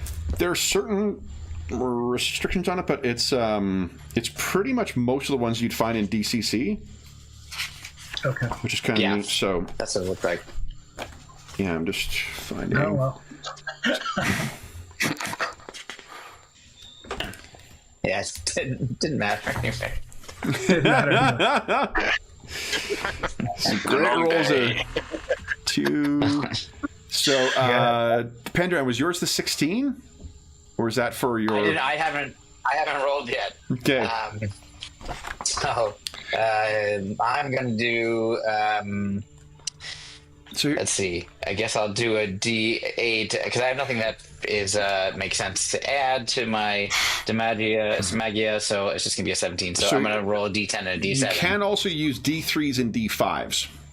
So it's D4, D6, D8, D10, D12, D20, as well as D6, D3s and D5s. Okay. It depends how much you want to spread out the. I'll do a D12 plus a D5. You threw dice at my head. Yeah, exactly. That's what Mo used to do. So Yeah, it's carrying on the tradition. All right, there we go. 11. nice. Anna says congratulations. Oh, thank you. So that is, yeah. I mentioned before in my lengthy intro about the dark influence here of Apophis. Apophis is known as the giant serpent, the demon Pharaoh, and the void. Apophis is the end of gods. Apophis, as a serpent and something anathema, something that is void, would be anathema to both death and rebirth. It would not be unthinkable for a cult of Apophis to oppose a dealer in antiquities.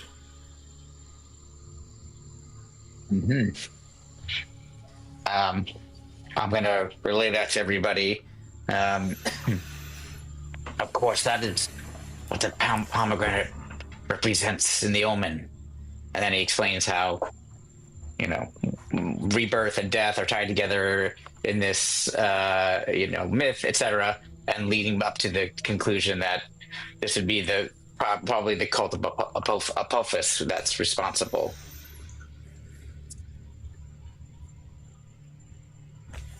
Question is that something? Oh, maybe. What do you want to do about that? Find out about this cult.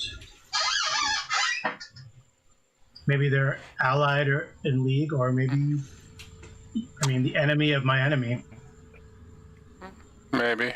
Guys, from your chatting to the locals, they just said the shop burned down. Nothing about the owner dying in the fire or anything. No, we don't. They didn't know. They didn't know. So so maybe we can still find the owner. Or they did not reveal that. Yeah. So, Anna was curious what you guys intend on doing. I'm asking. So pushy. What would you guys like to do next? I think we're off to look for a red door on the Street of Scorpions. Okay. So, heading off in that direction. Should we roll for another event? Yeah. It's been George, 2 hours, yeah. would you give us a D20 roll, please? Okay. 15. Just as long as you didn't roll a 15, I think you'll be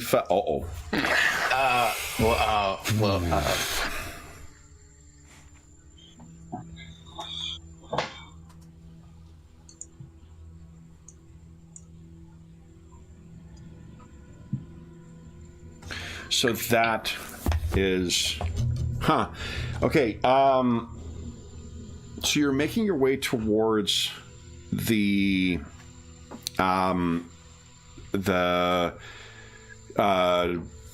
is it? The Street of Red Scorpions. The Street of Scorpions and the Red Door. Yep. I'm conflating the two. The Red Door of Scorpions.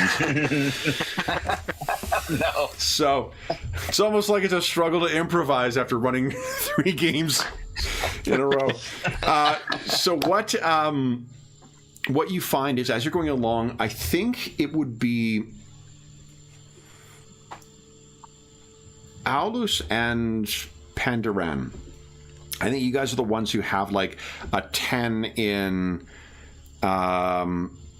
de magia or de ciencia at least, right? Would you each give us... Yep. Yeah, why don't you each give us a de magia for you, Pandaran, and a de ciencia for you, Aldous. Gaius and Electra, how are you guys in those categories? Like a 6 or something like that, or... I have a 9 for I've got a 10 in Dissensia. So, Electra, you give us a de ciencia roll as well. Nice roll, Aldous. It has to do with crafts or medicine. Does not. More like a history or antiquities kind of thing. Okay. Yep. Okay, so Pandaran is 7. Aldous, though. Wowzers. Nice. So, Aldous, you're making your way along, and you pass by, and there is a...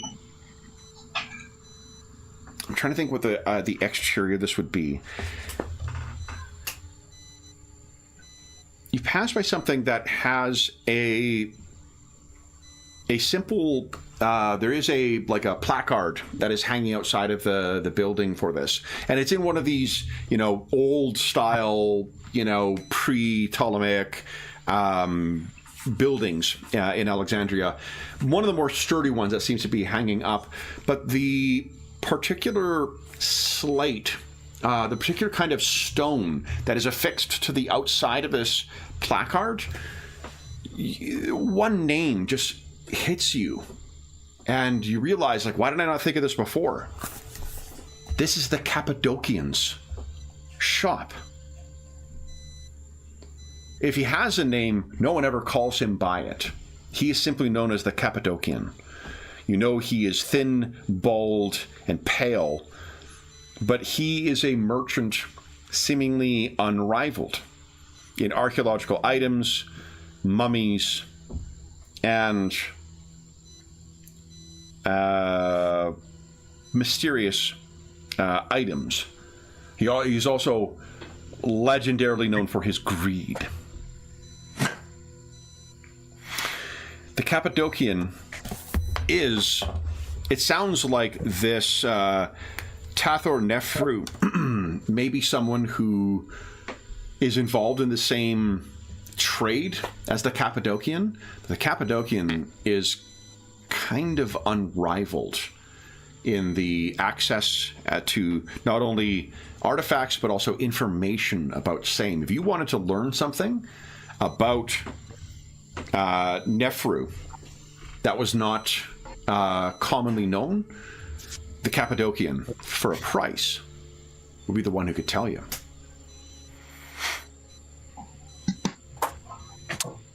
I think what will happen is Aulus will just sort of stop and have someone like bump into him. Yeah. And sort of just, I've been away from Alexandria for too long. How did I not think of this first? And then motion towards the front and say, we might get some answers here. Although I assume tomorrow, because it presumably is closed now. I'm not sure the Cappadocian keeps open closed hours, but you certainly, to meet him in a better mood, it is likely, you know, depending on how much you want to pay for stuff. It would depend on the mood you reach him in. His mood is likely improved, not in the middle of the night and after a good night's sleep. We should come back here tomorrow. He's expensive, but he's good. He might know about Nefru and other things going on. Penderan, that's probably enough to bump the... I was thinking of difficulty 8 on this. I think that's probably enough for you to just get the necessary bit of context, like this matters, to realize yourself. You'd heard if you looked into these things. Again, the Cappadocian, why didn't you think of this before? Right. So, definitely a place. But that is a place to put on your map, and then you head on over. All right, I'm going to open up once again. Go. All right. So how do you want to approach this place? I can tell you that the Street of Scorpions is it's not going to really be a dangerous place, because people are just going to be sprawled out in the street or otherwise making their way into these different dens where they're going to be, you know, indulging in whatever exotic vices can be brought for anywhere across the Empire to here. Although this isn't really a particularly exotic or high-class destination, at least the Red Door. What's your thoughts for how to gain access to this place?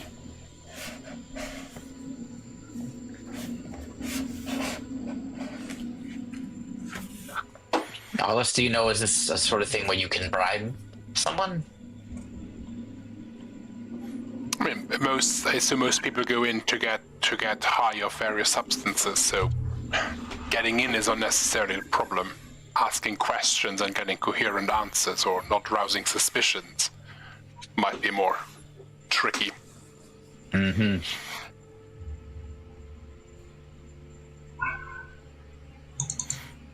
And if we ask around and don't find Varro right away, we might spook him.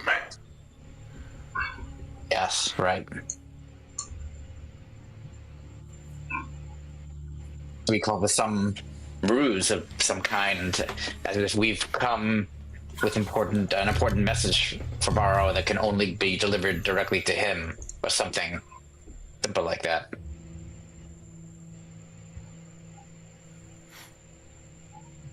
I don't know. I think based on what Alla said, it's like he's now a drug user. Maybe we just gotta look for him. Do we have a description, or we just have no idea what he looks like? No, his name's showed up in Justianus Aeneas's records, it's not someone he was corresponding with someone with Kufo Albinus and met with him apparently.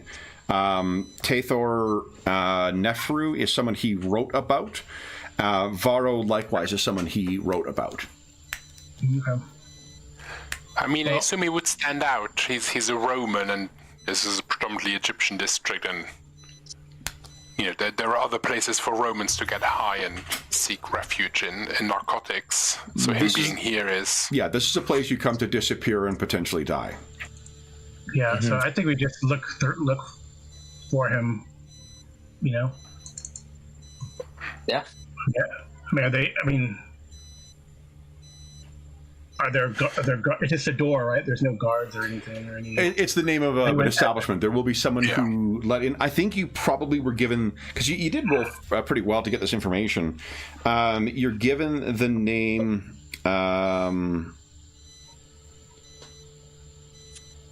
Minia as the woman who works the door. That is a Egyptus name, or Egyptian name. So, not surprising for the Rakotis. So, why don't we just say we're looking for our friend? We've come from afar. He sent a desperate letter. I don't know. Maybe to appeal on the person's sympathy. And if not, then we use coin. And if not, we use violence. You do not wish to try to just bribe her to begin with?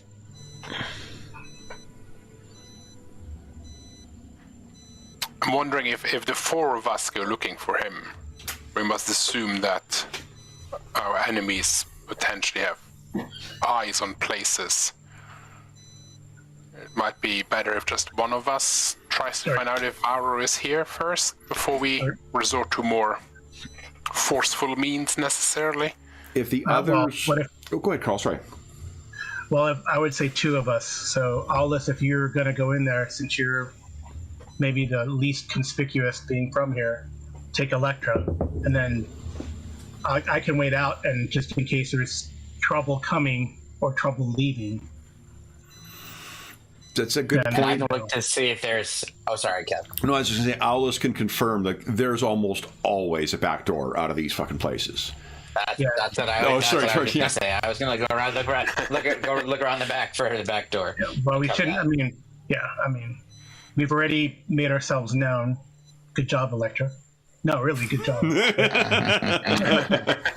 I've never seen anyone beat a crepe like that before. I think it's a good idea. So Gaius and Pandaren will walk the perimeter, look for back doors, make sure, again, things aren't coming if you guys cause trouble, which you hopefully will not. Just in case you have Electra. So why don't we do this? I think which of you between Gaius and Pandaren has the better sensibilitas? I have a 12. Pandaren. I have a 15. Okay. So my thought is it's I was thinking sensibilitas to get yourself back there, to kind of find where the fucking back door is, because these places are inconsistent. But there's other things like ingenium is for wit and deduction. So maybe it's a matter of like figuring that out where it is. So I could see that being applicable.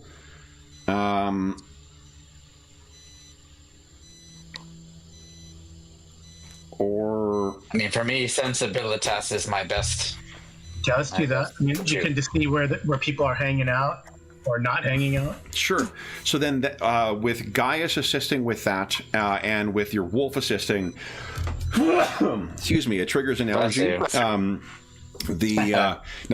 it does is, and thank you, it'll reduce the difficulty by 1 for each of them. So. Okay. The difficulty, I think, probably is a challenging at a 9, but that'll bring it down to a 7. Yeah. So, Pandaren, would you give us a sensibilitas? Yes. So, at 15, so I'm doing a D10 and a D5. Okay. Nice. 13. Whoa, holy smokes. Wow, nice.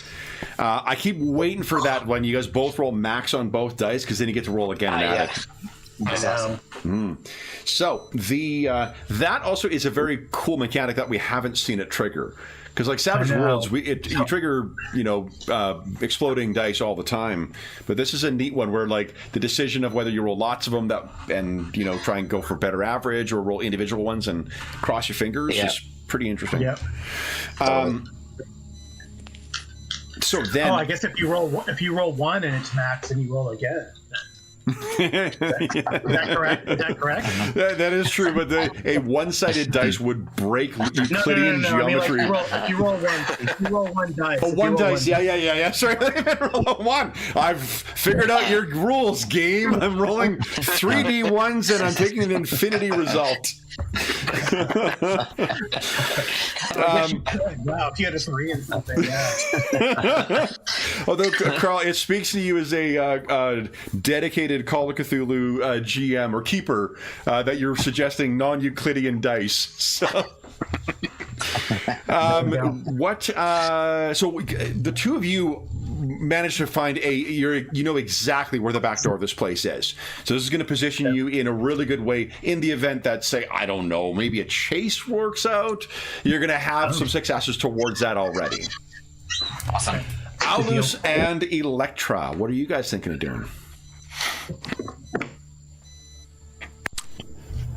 I think we'll head to the... Do we want to pretend to be drug users, or are we just looking for our friend Varo? I was thinking you're the user and I'm the one that gets you out afterwards. Because you get a little bit, lost after being in there for too long. You might need someone to assist you and not take money from your pocket, so you could, pretend you got a lot of money and you're there to spend it. Oh, like a rich man's bodyguard. Yeah. Yeah. Okay, I like it, yeah. Yeah, you wouldn't need to, dumb down your cultured status to then, Aldous. So what I'll do then is I'm actually going to reduce the difficulty of whatever challenges that might come from this. So you find like it is clearly there's some kind of red stain that's been applied to this light wood door that to give it a very, even in the light of the torch that is burning outside of it, it clearly is a red door. Like you would not be mistaken, or you wouldn't mistake any other place for this. What you will notice, both of you, is that the door is much sturdier than what you would expect for a place in this town. It has been replaced with whatever is the original door that was here to offer more, apparent security. If you, Aldous, it sounds like you're familiar with these types of places, so just to knock on the door, wait for someone to kind of check. If you do so, then the door opens up, and you can find a probably, like in her 50s, Egyptian woman. With the kind of fashionable, dark eye makeup that's applied. Her hair is kind of pulled back. It's almost completely shot through with gray at this point. And she wears a dress that probably was fashionable and probably nice maybe about 10, 20 years ago. But she's well kept, and she kind of pulls the door back, looks out, looks at the two of you. What's your business? I sort of look around as I'm trying to make sure I'm not being followed or... and then sort of lean and say, I seek refuge in dreams and visions, and I've been sent to this place as one that can provide such services. And I just sort of shake a coin pouch. She looks over at it, looks over at you. Who sent you? Friends recommended this place. We were over at the Leviathan and watching the fights. The topic came up of. She manages to communicate a shocking level of understanding with one arched eyebrow. Why don't you give us a sensibilitas? Oh, not sensibilitas, a Deus Societatis check, please. And I'm reducing the difficulty for your bribe, for your referencing the Leviathan, and for a great explanation for why you're here. So that is still enough. So she says, all right. And she opens the door and brings you in. The place has, I think, probably an Aldous. You might be familiar with this just from living, in here before. If you have been in such places before, the familiar scent of those intoxicants being burned, it fills your nostrils. And Electra, I think that you have likely been, in your time as a gladiator, around companions, fellow gladiators who, to while the times away until they die, have indulged in such things as well. So you're both familiar with what you're getting into when you're bringing in. She says, she takes your coin and she says, "This way." "Just you?" And she's sort of staring up at Electra while she asks you this question, Aldous. My friend is here to make sure I get home safely. My father insists. She looks at you and... Yeah, you get the sense she doesn't like a lot of people, and you're definitely among them. So she brings you over to like a little, side nook or room or whatnot, and she's going to charge for her to be here, even if she's not taking anything. Seems that she's happy to take, give you the room to yourselves otherwise, and sets you up with a little, to be honest, I don't know offhand what the intoxicants would be. It would be something akin to opium or something like that, but I genuinely don't know what the intoxicants of ancient Egypt were. Let's look at the Encyclopedia Arcana, though, because that has some great stuff in it. Do you guys happen to know offhand the intoxicants of the ancient world? I do not have my list handy.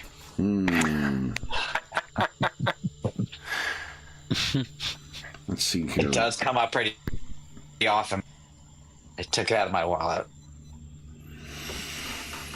But this book is amazing. It is really, really, yeah. Like there's already really well done. There is a list of herbs in here.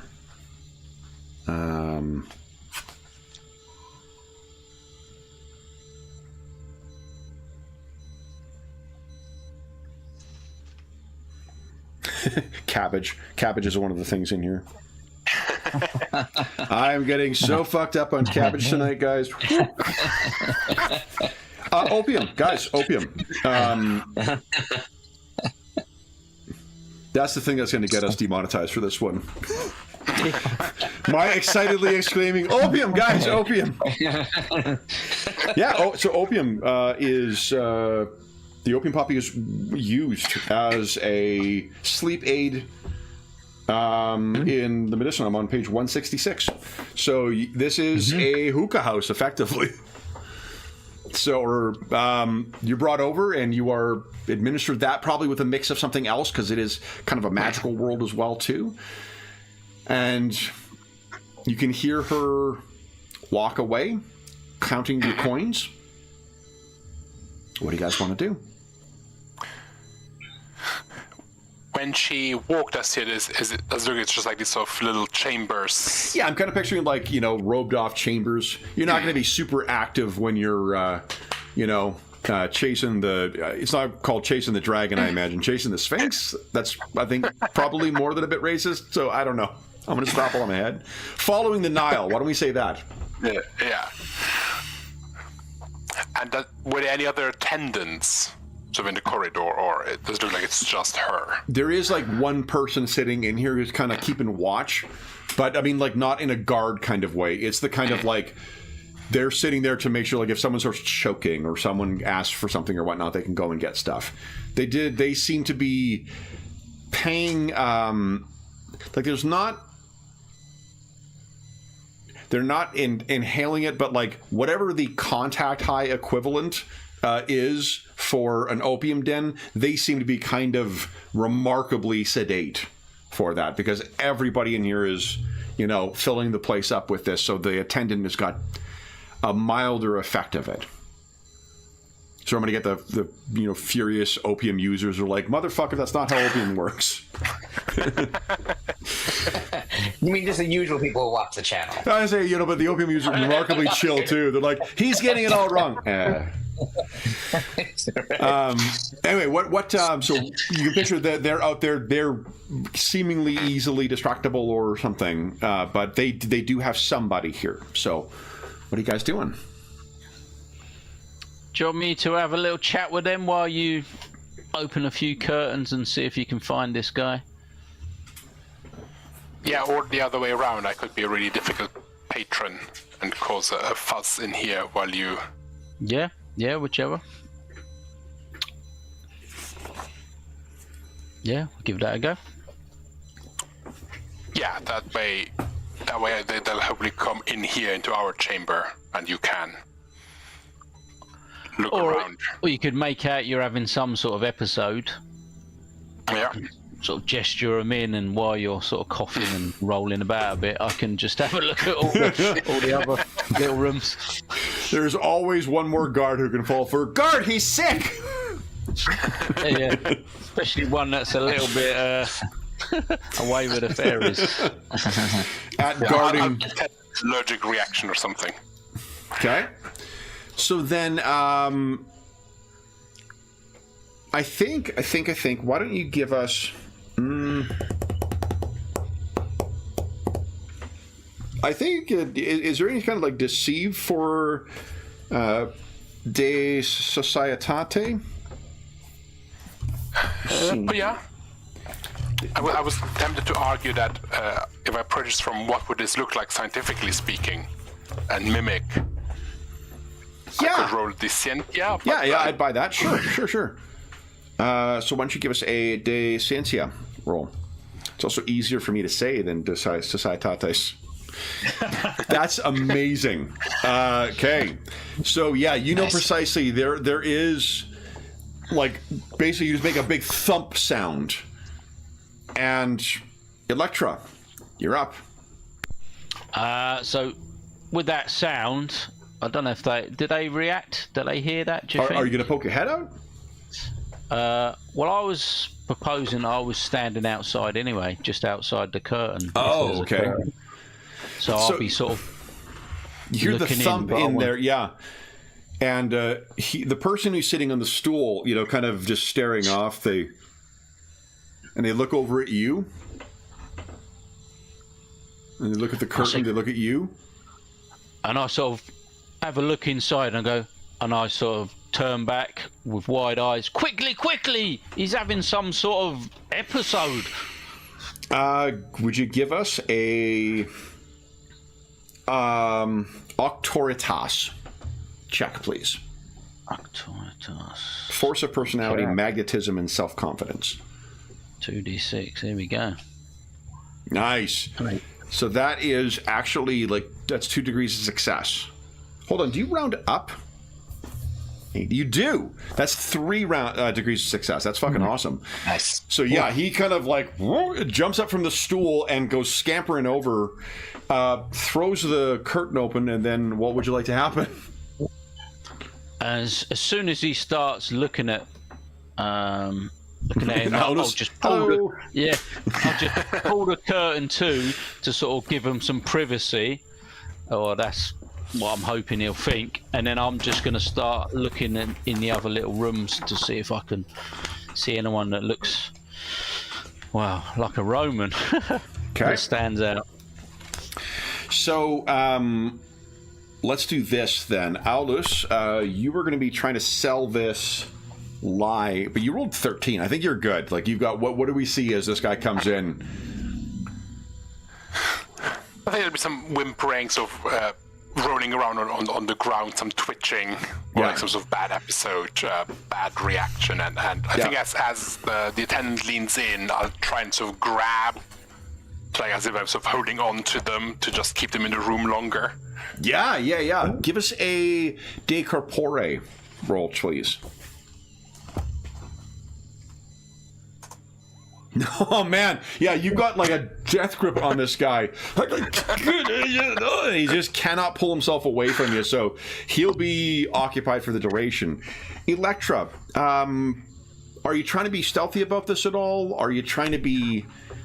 No, I just want to do it as quick as possible. I'm hoping that all of these people are not too to with it, so I'm just going to quickly do the rooms. So I think then when you get to, you sort of keep searching, you search 1, you search 2, you search 3, you get to a final room, or at least the final one of consequence, and I'd like you to give us a coordinatio roll, please. Let me find the stats. I really love the way the stats for NPCs work in this. 2D. Yeah, it's very simple. Yeah. Oh, that's fantastic. Okay, so I think you're going to have no difficulty here. Oop. There we go. All right, I need to make a roll for their...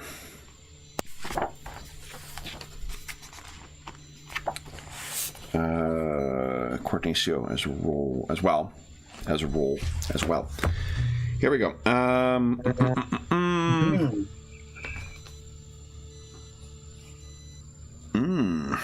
Okay. That is...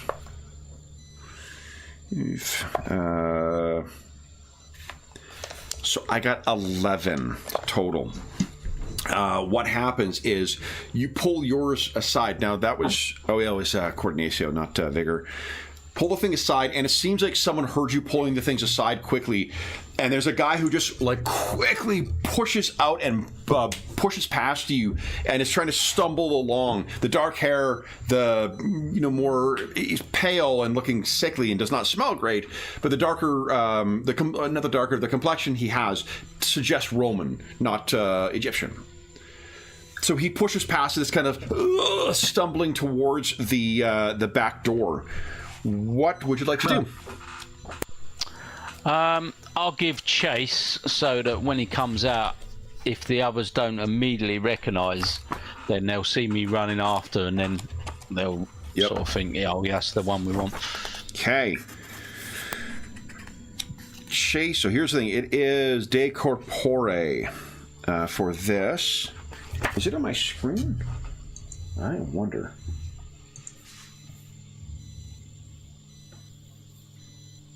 It is not. But I think... Go...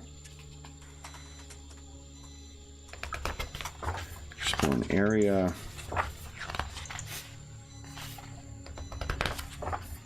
Sorry, I thought I saw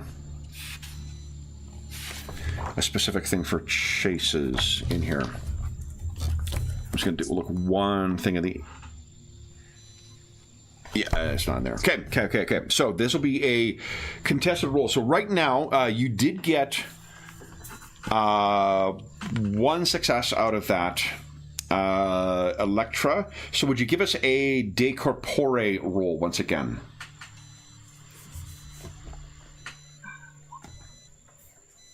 Ooh, not so good. Oh.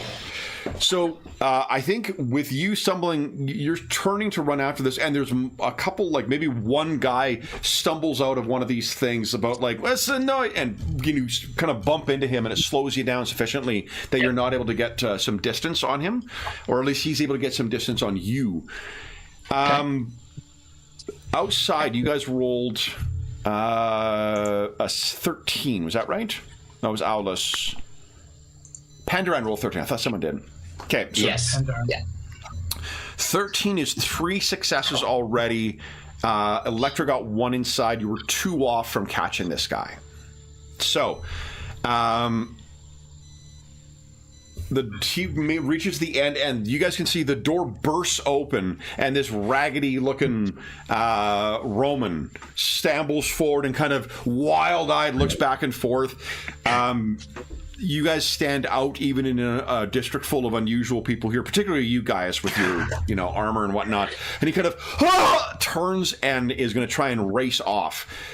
So the 3 of you can make checks now for this round. Okay. So that would be like decorpore, try to block him, or Yep. I'm open to other things being pitched that might assist with the chase, but the chases are kind of... you don't know this district and whatnot too, so probably Decapore is probably the most useful thing. But so Gaius, go ahead and give us a Decapore check. Okay. I think you got that.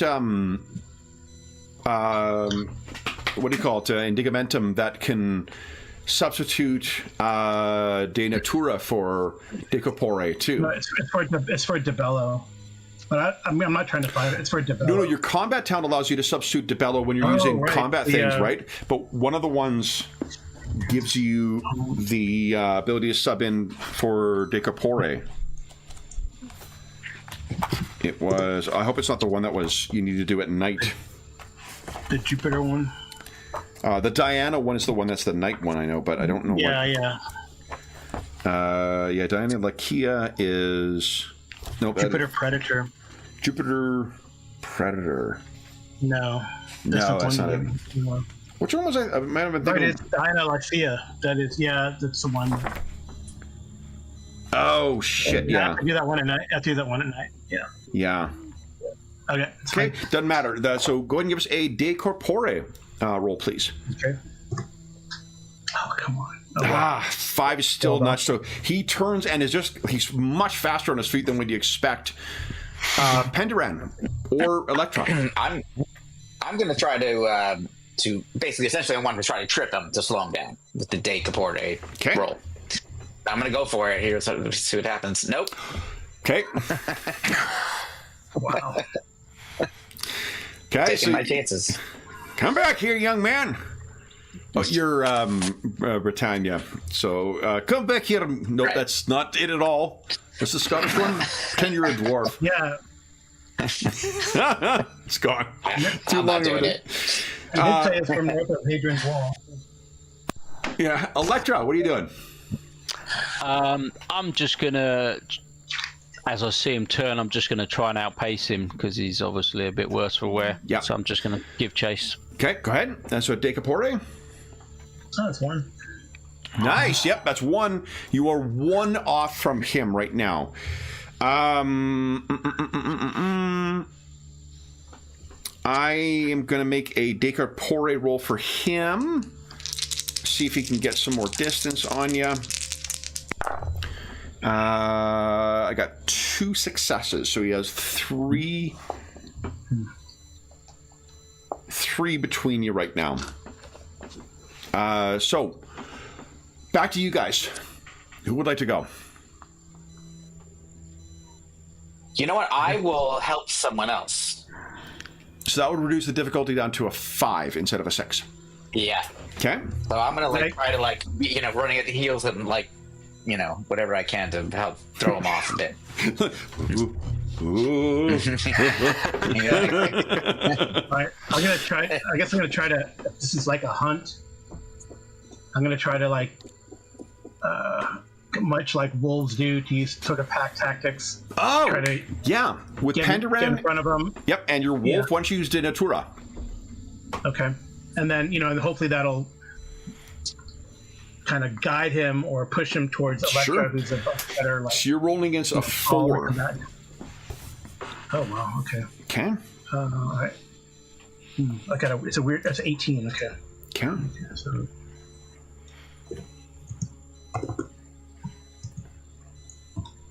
You don't have a specialty that would apply, do you?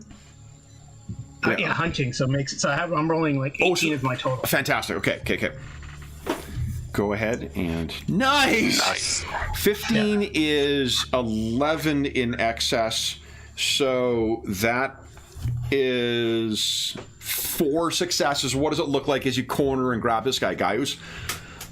I mean, I think it's more like with Penduran harassing him from the back, like a crazy old man, and then the wolf and I get ahead of him, and then he's just he finds himself in an alley with 3, or one of these twisted alleys with 3 entrances, and he's got nowhere to go. Well, he can go back towards the old man, but and he maybe only sees the silhouette of your bear skin thing from behind you, so it looks like a creature approaching him.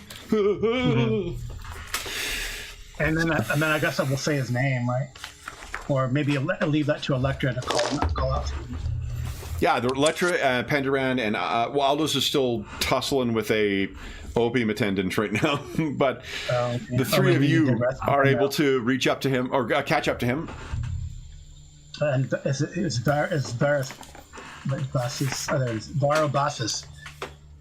Varobasis, we need to talk. We're not here to harm you. Right?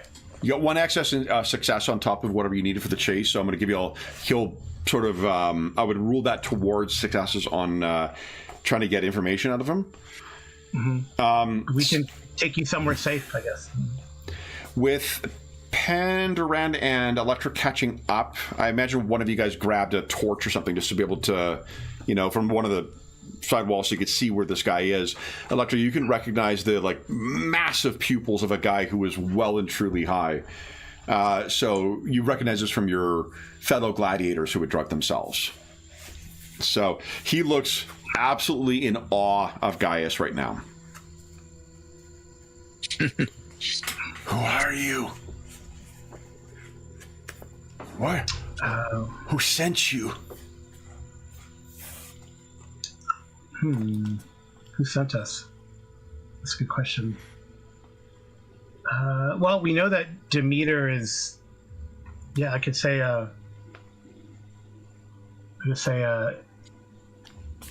Demeter sent us to rescue you. Based on. I guess we're superstitious Romans, so that's based on Pendaran's augury. So. His eyes open. Demeter, the emperor. I don't know. Was he a friend of Aeneas? Eustianus? No, he was. Remember, he worked for the Carvilius expedition. Okay. The renegade cohorts that, or renegade custodes. Custodes. Okay. Yeah, that Eustianus was investigating. Servants of the Black Pharaoh, it seems. Okay. So he's probably seen things. Okay, well, that's what I said. Yeah. Okay, so his eyes go wide. What would you guys like to do? I guess first off, Electra, now that you know you've caught this guy, and it is indeed him. We gotta get. You do have Aulus wrestling with. Yeah. I'm gonna head back in through the back door, and just sort of open the curtain. I think as soon as you get in the corridor, you can see that the what's her name? Minea? She is kind of storming over. She's like, "Get him out of here!" And I just sort of push her to one side and just walk into the little room and just sort of put him over her shoulder and sort of walk out. Okay. So Electra has carried Aulus outside. You guys have the Varobasis in your custody. Where do you go with him? Should we go to guys? Should we go to a temple? It's probably safer. I don't know if we want to go back to our apartments that we rented. Yes, perhaps. More of a safe house. I think that makes sense. We've invoked Mars today, and Demeter is sort of whatever's happened in this city is in disfavor with Demeter, and we're trying to set it to right. So those are possibilities. I'm open to suggestions. And Alice might have some suggestions too, based on his experience here. Yeah. I guess we'll try to figure out a way to tie up his hands, by the way. Until the other two come out. Okay. He seems well and truly pacified by Gaius's presence. Okay. With the wolf and the giant bear, he thinks he's seeing him in the dark and he's, high as fuck. He thinks that this is like a monster that has chased him down. Or perhaps something from, All right. As long as he still feels that way. Good. Yeah. So, sorry, where are you taking him back to the insula? Or are you taking him to? Yeah, like as custodes, you could gain access. You mentioned the temple. You could gain like kind of access to it, but like they're not places of. They're places of veneration and prayer. They're not really like places you would use to. That's not sanctuary. Okay. Yeah. Yeah. Let's see here. I'm going to. I mean, then the best places are we don't want it. We didn't want to go there, but maybe that's the best place because the insula is just gonna, we're gonna endanger innocent people, right? So. What about his place? Could we get him to take us to his place? Good idea. But if he's trying to disappear, this district, the vapors in there have gotten to me. Then maybe going back to his place might be watched. Maybe. What about the library? Your scholar friend. I don't think he. Not at this time of the night. I didn't think he was so influential anymore. I thought that he'd lost sort of favour and weren't that important anymore. That's the tone that you got from Eustianus's writings, is that this guy was part of the Corvelius expedition at some point and then was discharged for some reason. So I just meant I don't know if he'd be watched anymore and that important that anyone's interested in him anymore, apart from us, for what he's done in the past, sort of. I'll just take him back to where we left the crepe. Yes. Oh, yeah, Pretty abandoned. I keep getting hungry every time you guys are. That's gonna totally freak him out.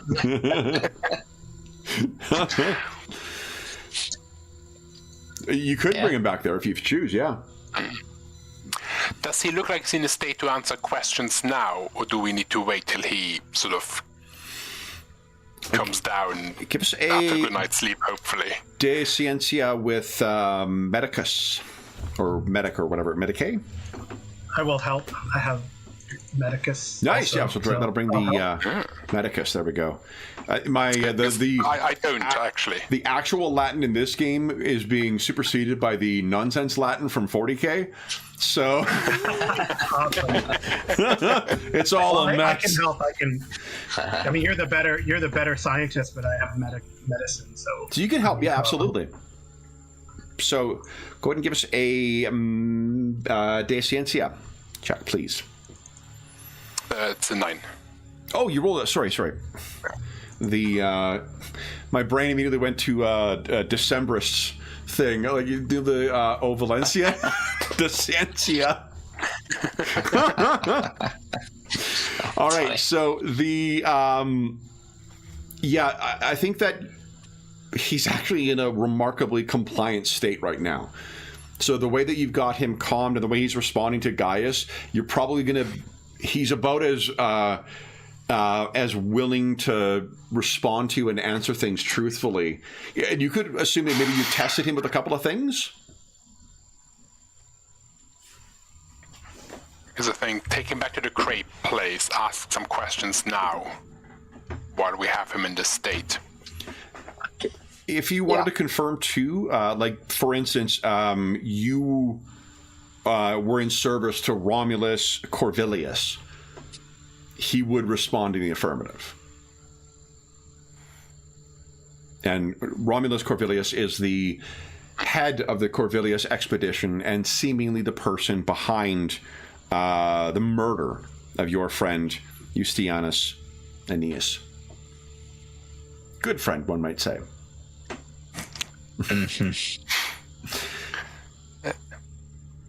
Awesome. All right. So where do you take him to the? I would say vivisectarium, or the. It's just to be direct, right? So why were you dismissed? What did you see? Try not to bring up, that cult yet. Don't mention the war. I think I did it once. Yeah. But who would like to give us a De Societatis roll? Definitely not Pendarn. Yeah, exactly. Listen to me! I can handle this. This is a matter of leading the conversation, so I will let the rest of you sort of drive the difficulty number down. So it'll really be whoever's rolling, your degrees of success are going to be increased. I don't think no one's a diplomat, so you're not getting. There isn't that option of spending pietas to like roll twice and reap the rewards. Who's feeling like a chatty Cathy? Aulus is quite decent at talking to people. No one else is. Yeah, I mean, if Gaius did, it'd be more like, Christian Bale Batman. It'd be Christian Bale Batman. So go ahead and give us a... Ooh, okay. So here is the germane information that you gathered from him. He was retained by Romulus Corvelius as a local representative. What you've heard about him in days past is indeed correct. He's a great kind of like middleman on the ground, coordinating with the ne'er-do-wells. Obviously, the locals are not crazy about tomb robbers making their way down into the Valley of the Kings and other places and trying to make off with artifacts. But if you want to get around that, he's the kind of guy you retain to do that kind of work. He was retained by the Corvelius expedition. They went to a place, and I think I've got my map of Egyptus here.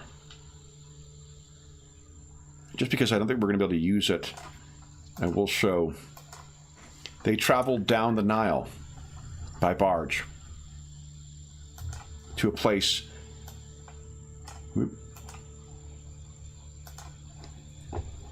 past Memphis and down towards where is it? Adibos. Way down the river here.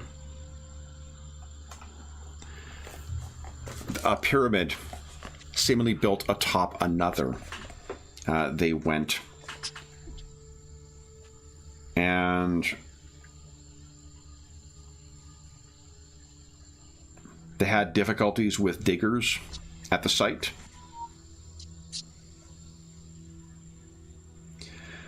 The Corvelius expedition the next morning, after the diggers fled, said they found something exciting, but they would not say. And something seemed changed about them after that find. He was contacted by one of the local women, the mother of one of the diggers, apparently. And she said that the reason the diggers had fled was because he had consorted with an ancient evil, the messenger of the Black Wind. Knowing the local superstitions as he did, he had pressed about Apophis, and she simply shook her head and would not say any more about that. She said that she could recognize that all the souls of the Romans were lost, and that he himself, Bassus, likewise lost.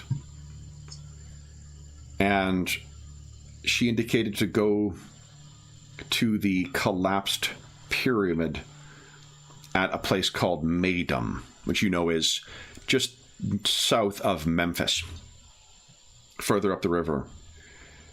Go there at the dark of the moon, or the time when the moon is slimmest. He fled, taking a camel, pretending to leave for a night of pleasure, but instead he fled north, traveling across the vast deserts, following the Nile up to Maydam, and secreted himself to where this wise woman had advised. In the midnight blackness, he saw Corvilius and others disport themselves in obscene rituals with 100 madmen. The very desert came alive, crawling and undulating towards the ruins of the pyramid. And to his horror, the stone ruins themselves became a skeletal, bulging-eyed thing. Strange creatures emerged from the sands, grasped the dancing celebrants, and one by one tore their throats out, killing all until only the Romans and one other robed celebrant remained. Something more loomed out of the sand, the size of an elephant, but with 5 separate shaggy heads. He then realized what it was, but it is madness to speak of it. He saw it rise in a great ravening, swallow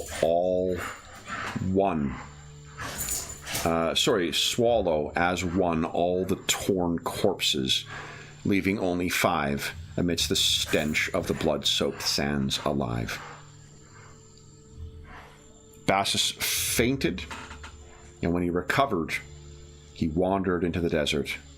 Further horrors awaited him. Stumbling up a rise before dawn, he saw hundreds of dark sphinxes, rank upon rank, drawn up and waiting for the hour of madness when they will spring forth to devour the world. He fainted again, and this time left the world for many months. A man found him. For 2 years, he and his mother cared for him, a man mindless and adrift, and eventually he found his way back to Alexandria. But he began to dream, and it is only opium now that can quiet his dreams. His life is intolerable without it. There is no hope for any of us. Everywhere, the black sphinxes wait. He delivers all of this to you in a matter-of-fact way. And there are aspects of what he speaks of, the maddening rituals, the multi-headed shaggy thing, the black sphinxes, the ravening hordes that came and killed the dancers. Texts spread across Persia, or Parthia, Britannia, and Terra Incognita. Thank you, Anna. Why don't you tell us all what you guys are, what your custodes are thinking as we bring our session to a close? I think Penderin is just feeling like they're getting one step closer to unraveling the heart of the mystery. But he feels slightly, inspired, even though they've been through a lot of dark moments over the course of this investigation so far.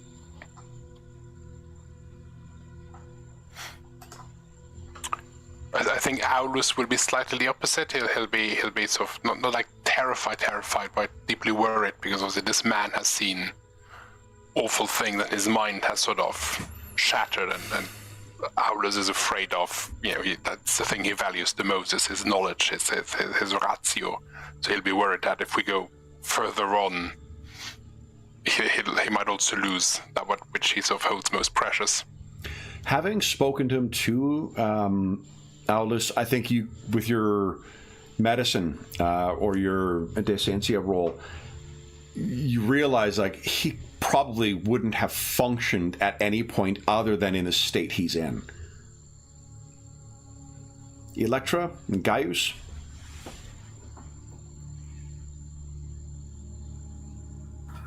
Electra, after listening to that, is just deeply disturbed and worried that, the sword and the shield is not going to be enough to deal with this, and is now, relying on I don't know, finding some way of breaking this or destroying what's coming, and sort of feeling that she might be well out of her depth, but she's in it till the end now, and if she can protect these guys, then hopefully they'll be able to rid this world of these black sphinx and whatever that's coming.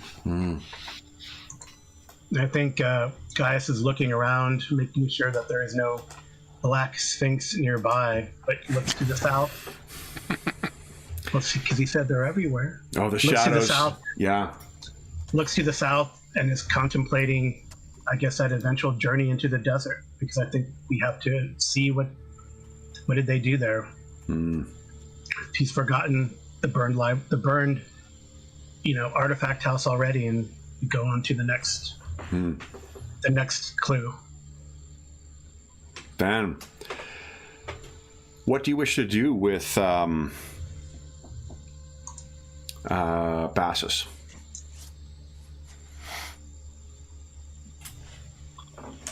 Let him go. I think the worst has already happened to him. Right. I mean, we know where he's going to wander back to, but I guess that's a small mercy for what he's experienced.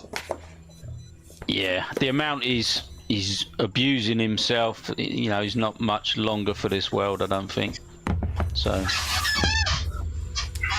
All right. Okay. So then he's released into the night. He kind of staggers off, and having talked about such mind-shattering and utterly breaking things, he still seemingly kind of staggers off back in search of the Street of Scorpions. And that brings our session to a close. Yeah. Our heroes have reached Alexandria. They've started what is the third or fourth chapter, depending how many we've gone through, of your adventures thus far, and in search of the Black Pharaoh. So, for those listening at home, thank you so much for joining us for our charity mashup of Masks of Nyarlathotep and Lex Arcana. We hope that you, first off, for the generous donors who voted for this combination, thank you so much for such an interesting combo. This was a really fun group of games to put together, particularly given the location and the settings. Obviously, there were some hopeful, easily recognizable Easter eggs in here. Right? I was talking about this before we went on. We used the 7th edition Masks of Nyarlathotep for this. It's one of the, if not the very best written adventure I've ever worked with. It is incredible how easy it is to turn to a chapter, and it gives you all the context for why you're there, what's gone on, and cross-referencing to figure out all the other things you need to in a very complicated game. And it was very easy to pick out a specific kind of parts of that to use for the purpose of this adventure, or session at least. So yeah, great product. As is always the case, if you have any comments, questions, or concerns regarding the session, the game, or the campaign, please don't hesitate to leave a comment in the comment section down below, and I'll endeavor to reply in a timely fashion. I will say this is a charity one-shot, so if you did enjoy the session and you want to see more of Lex Arcana, that's great. We'd love to hear it. It's unlikely we're going to come back and play this again, though, so I am sorry if anyone does want to see more of this. It is just the nature of these one-shots that we try and make them as interesting and engaging as we can. Probably not returning to them. So we've had a couple of one-shots lately where folks have been asking for it, and it's great to hear the encouragement for them, but I'd hate to disappoint folks thinking that we're going to be getting back to see more of this. I'm sorry, but these heroes, we know that the Black Pharaoh is going to do terrible things to these custodes. I'll just go into the middle of town and get us all arrested, and then we all just get carted off in cuffs, and that's the end of it. You can also find a link down below to the Dungeon Musings Discord server, where all of us are active, and there's a channel there dedicated to the charity campaigns. If you like this mashup and you've donated $25 or more to the Hero Save Villages campaign, which is listed down below, you can you can head on over there tomorrow. It'll be Sunday, September 29th. I'll be posting the next mashup that we'll be doing, and can I say what it is right now? Let me see. Where? I don't want to speak out of turn here. Well, I'll post it tomorrow. It'll be a nice surprise. There is, well, I'll tell you guys once we get offline, because I'll look it up then, as I don't want to make everyone wait longer while I'm trying to find it. There's also a link down below to our friends at Noble Knight Games. Noble Knight Games is the preeminent unionized retailer of hard-to-find and out-of-print RPGs in North America. Not only do they have a great selection of new role-playing games, board games, and card games, they have an unmatched selection of hard-to-find and out-of-print RPGs, including a ton of Call of Cthulhu stuff from all the different editions. If you make a purchase of $10 or more through their website, be sure to enter the code MuserMashup. If you're doing it today, that discount code will change on Monday, September 30th. So if you're listening to this after that time, come back to one of our more recent videos. We'll have the discount code listed there. But enter that. If you make a purchase of $10 or more through their website, be sure to enter that code and you'll save yourself 10% on your purchase. The last thing I will say is not only an enormous thank you to the donors who made this session possible, a huge thank you to our stalwart investigators. It is not only were we jumping into a new characters in a new adventure, we were also jumping in late in these adventurers' investigative careers and in this investigation, and you guys dove in and made this. It felt like we were playing a part of an ongoing thing. So David, Darren, Carl, and George, thank you so much for playing today, guys. That was a really, really fun session to run. So for those listening at home, thank you so much for joining us. Oh, and I would say that for those, the rituals stuff is normally much more that I specifically set this up to hide that part of the rules to give substantial meaning to this consequence. The rituals that George used in a game of Lex Arcana, they would normally play a much more prominent role. So this whole thing of not being immune to divination is just nonsense I came up with for this particular thing. That is not a regular thing in the game. So, but then for those listening, we'll be back in about a month's time with our next mashup session. But until then, we hope that we gave you a few hours to take your mind off the troubles of our world and think about the troubles that our stalwart custodes have endured in pursuit of the Black Pharaoh. And until we see you again, stay safe, stay healthy, and happy gaming.